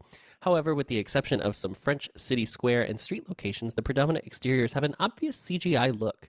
His predilection for wide-angle shots is still evident, if more restrained than before, but the editing by Melanie Ann Oliver and Chris Dickens frequently seems haphazard. The musical numbers sometimes build to proper visual climaxes in union with the music, but as often as not, the cutting seems almost arbitrary, moving from one close-up to another, so that scenes don't stand out but just mush together. Molly, did you feel that on your rewatch, that you felt the visual language of the film was a little bit muddied and unclear? like a sewer. One could say. I don't know about that. I think that it was just too dirty in general. That was my bigger takeaway of the visual language. Was the setting used to contribute to the telling of the story? Maybe not so much, but I also didn't feel like it detracted necessarily. Richard Corliss from Time Magazine writes, Jean Valjean is a role of imperious vocal demands, which Wilkinson, who originated the role in London, conquered with a strong voice of wide, supple range. Bring back the word supple. Jackman, perhaps encouraged to sell the drama of each song and not worry about the technique, throws a lot of vibrato into his solos and occasionally translates Valjean's agony as vocal strain. For lovers of the musical, the tensest suspense comes in Valjean's Act 2, Bring Him Home, with its 2-octave stretch. Will Jackman get to that last high note without exploding? He does, but the effort registers more than the emotional effect. As so often occurs in this movie, the song has become about the singer. Viewers should be rooting for the characters, not for the actors to do their jobs well. Ooh, that's cutting. It's cutting, but I think it's like There's a probably the point. biggest problem with the film. Yeah. The effort is felt. Effortful, not effortless. Yeah. Yeah. And Kenneth Turin from the LA Times writes, because it is so shameless and so popular, Les Mis, and its to love another person is to see the face of God theme are tailor-made for mockery. But despite its pitfalls, this movie musical is a clutch player that delivers an emotional wallop when it counts. You can walk into the theaters as an agnostic, but you may just leave singing with the choir. The line to love another person is to see the face of God. For what, Victor Hugo? What did we do to make you write this? How dare you? It's incredible. That's the thing. Like, why was love the it. church not using that? I know. If I did PR for the church, It's two of this earth. Do you know what I mean? Who's doing PR for the church? Who's doing church PR? Yeah, they're not doing a good job. They're let me not tell doing you a that. good job. I gotta be honest. I got that. You gotta clean up some stuff going on with the priesthood if you're gonna do PR for the church. I also really loved the choice to have the deceased characters all sing the finale. Yes. It like really got me a little bit less the second time watching, but like the first time I saw it, I was like, all right, I am leaving roused by this anthem. I do love it. Yeah. This is a movie that is definitely saved by its music Mm-hmm. and like the story, Yeah. obviously. But yeah, Again, it's hot not take, like Les Mis is good music. it's not like Cats where it's like you gotta have something going on. You can't just otherwise just make it a concert. You know what I mean? Mhm. Letterboxd. Millie gives it 5 stars and says cries in French for 157 minutes, which is, I'm sure, the most beautiful way to cry. Indy gives it 4.5 stars and says pretty gay of Javert to do a death drop from there. Is she gonna jump from there? Is she gonna jump from there? Wait, do I remember Javert having like a huge sound effect when he hits the water? You hear the crack. The crack, right? Yeah. Yeah. It's unpleasant. It's unnecessary, actually. I gotta be honest. yeah. It's almost like the last truly unpleasant decision of the movie. Do you know what I mean? They just had to leave us with that. Yeah. After going through And then poop, we get to the pretty church stuff. yeah, you literally walk through poop, and then now you have to hear this. Mhm. Ay. And Ethan writes, this could be a 4.5 if they had just cast people who didn't drop out of choir before junior year. So good. Could be a 4.5, but it's not. Which we did didn't not have We did not MVPs in- have yeah, MVPs At the before, time, so with the original doc, yeah. my MVP for this movie. It's so boring. It's Anne Hathaway. I'm so sorry. Mhm. I'm so sorry. It's boring. I just think she's really good at it. I'm gonna go for Sacha Baron Cohen. Oh. I really think, I mean, I love Helena Bonham Carter in it as well, but I think he, without the energy he brings, it would just be such a downer of a film the whole time. Yeah, for So sure. I'm giving it to Sasha. I'll give it to Amanda Seyfried. Okay. I think for the same kind of reason, a little bit of Sacha Baron Cohen, she is refreshing in a way because it's nice to see like an innocent, pure energy, not like tarnished yet. Because like you saw her mother literally have the same energy and then slowly like just get completely like destroyed. So it's really refreshing to see like that legacy didn't carry on with her and that Yeah. she's able to like survive after all of this. Like RJ wants women to be pure, is what he's saying, and that's part of the non-PC humor he's looking I just for. miss in the that from 90s women. You know, remake of I Les miss Mis. Bring Yeah. back just- pure women. yeah, like in Clueless from the 90s. Yeah, absolutely. Yeah. Purity. Purity. Molly, what's your closer this week? I had a closer, but I feel like we have to talk more about this 90s high school Les Mis. I need to just like Now I want to rewatch Clueless again. Honestly. So I think it needs to be that like Javert, Valjean, Fantine are like seniors, and then like Cosette, Eponine, and Marius are freshmen. Energy. And it's more of a like mentoring, taking you under their wing situation than like literal children. Okay, so I I'm think- gonna see that, but I'm gonna raise you. Mhm. I'm gonna raise you state school only because then you could add like a sorority element to the hat on a hat. Hat on a College hat. movies are boring. We need the tension of them being high schoolers. stuck feel. in one building. and also the strength of the hierarchies and the idea that like everybody in the place could know who you are, because like in college the idea like everyone knows who you, like I guess within the Greek system maybe, but I also really want it to be that Fantine, there's like a rumor that gets started about her sleeping with somebody and that she has to transfer schools. Easy A. Easy A Mhm. coded. Ooh, I love Mhm. that. Mhm. How would you do the The barricade. the rape sequence? How would you do that, Molly? Or we're just going straight for rumor? Yeah. Just like It's all rumor. We don't need to see any of the. it's like tarnish yeah. a reputation. Mhm. Yeah. It's a boy that she knows that is in college, and that you know what I mean. It's like Oh, Yeah. he was there, he left for passing. college. Yeah. Do we want to throw in a Catholic school element? Oh, of course. Yeah. Of course. Uniforms. Oh my god, the uniform. Maybe that was what. Maybe Valjean is it's the rebel of the school, and he like literally broke into the church and he stole a communion wafer, and like that is the. he ate communion wafers as like It's the bread. as a dare, and prank. he did it. Yeah. It's a And got prank. caught. So he is like the atheist questioning kid, Oh. and then Fully turns Javert at the- is the letter of the law, like School good Catholic president. boy, Absolutely. And then they fall in love, obviously. Yeah. in our I see that version. in our version. Yeah. And it's the 90s because we have to be able to make non-PC jokes. Yes. So I'm so sick of this woke Yes. Which humor. is so funny So they're because fully- PC was invented in the 90s. Yeah. So he fully would be like, I'm not gay. I don't blah blah blah. But then he is. Oh, so instead of it going towards the church, it's that Valjean is comfortable with his sexuality and Javert can't Still deal with commit it until the suicide. end. No, that's out. That's gone. We're not doing that anymore.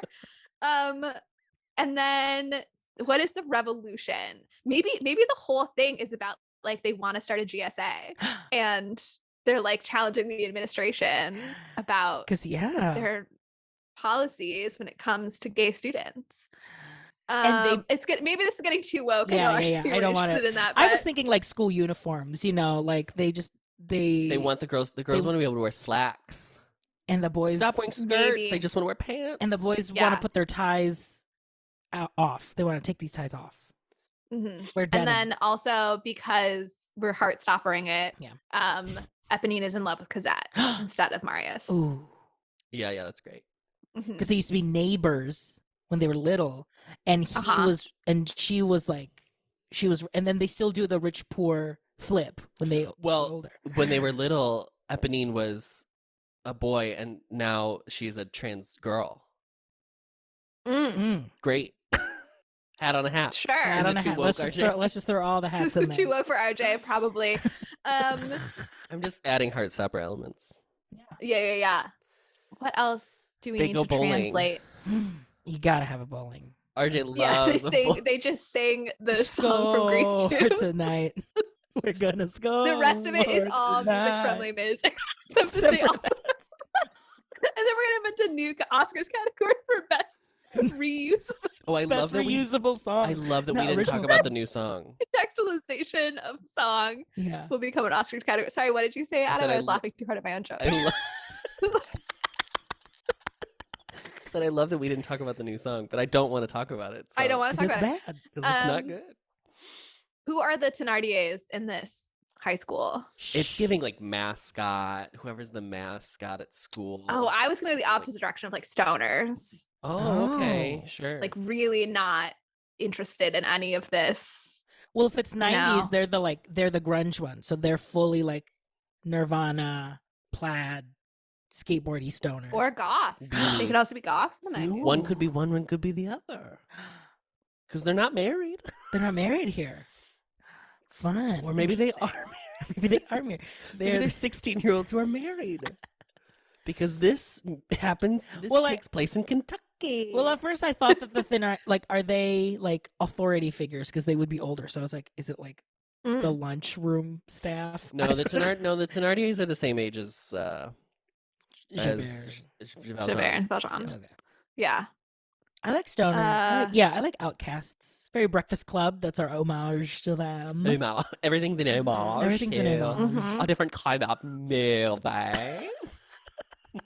This is the longest closer we've ever done. This and when we cast the All Stars as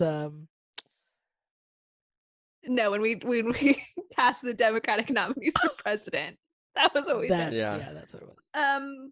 Yeah. Anything else we need to I mean, explore? I in think this terms is. of our- I think we're ready to put it on a mood board, a concept, a pitch. I think yeah, we got to pitch it. Yeah, I think it's ready for a pitch. So Okay. I'll get I started. would on like that. a Deus Ex Roosevelt? but it's Obama or something. Mm, Well, if it's 90s, it should be Bill Clinton. It's Clinton, fine. Clinton. A person we have no Yes. problems with. That's an unproblematic, Unproblematic. uncomplicated figure. Democratic King. Yeah. Yeah. Deus Ex Clinton. Okay. Perfect. Clinton In a j- is the bishop. With the saxophone. Uh-huh. Yeah. Oh. Uh-huh.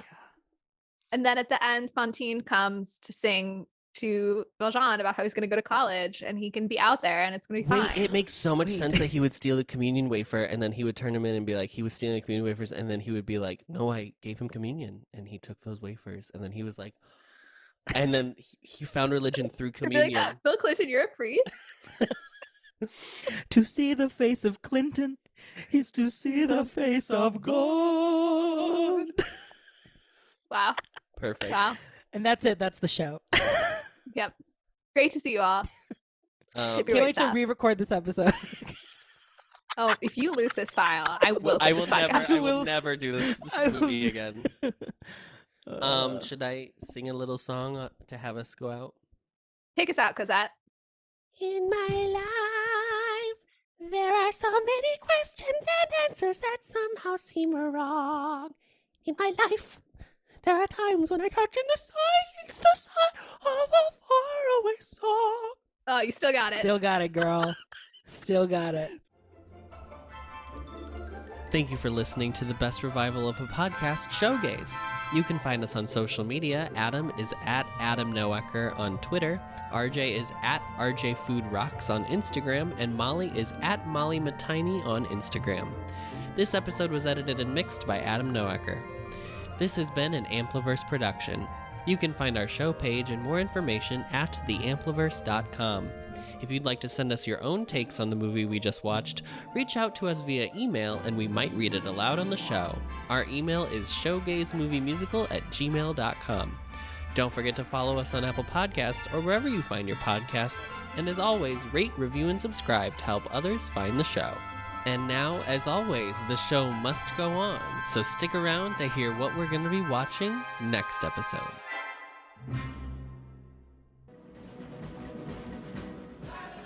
Open your eyes and hear the magic.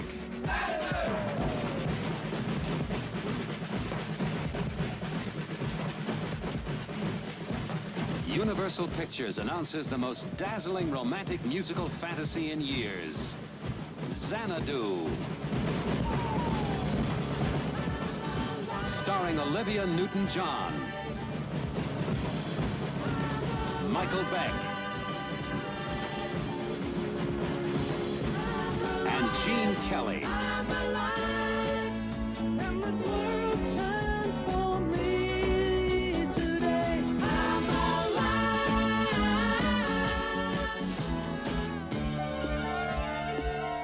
Whenever you're away from me, wherever you go,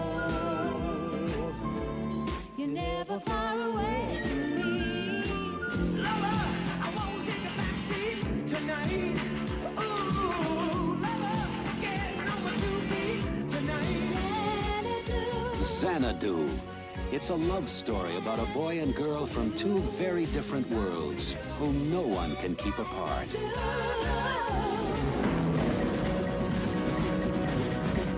It's a spectacular entertainment that will transport you beyond your dreams. Xanadu, where time stops and the magic never ends. Xanadu.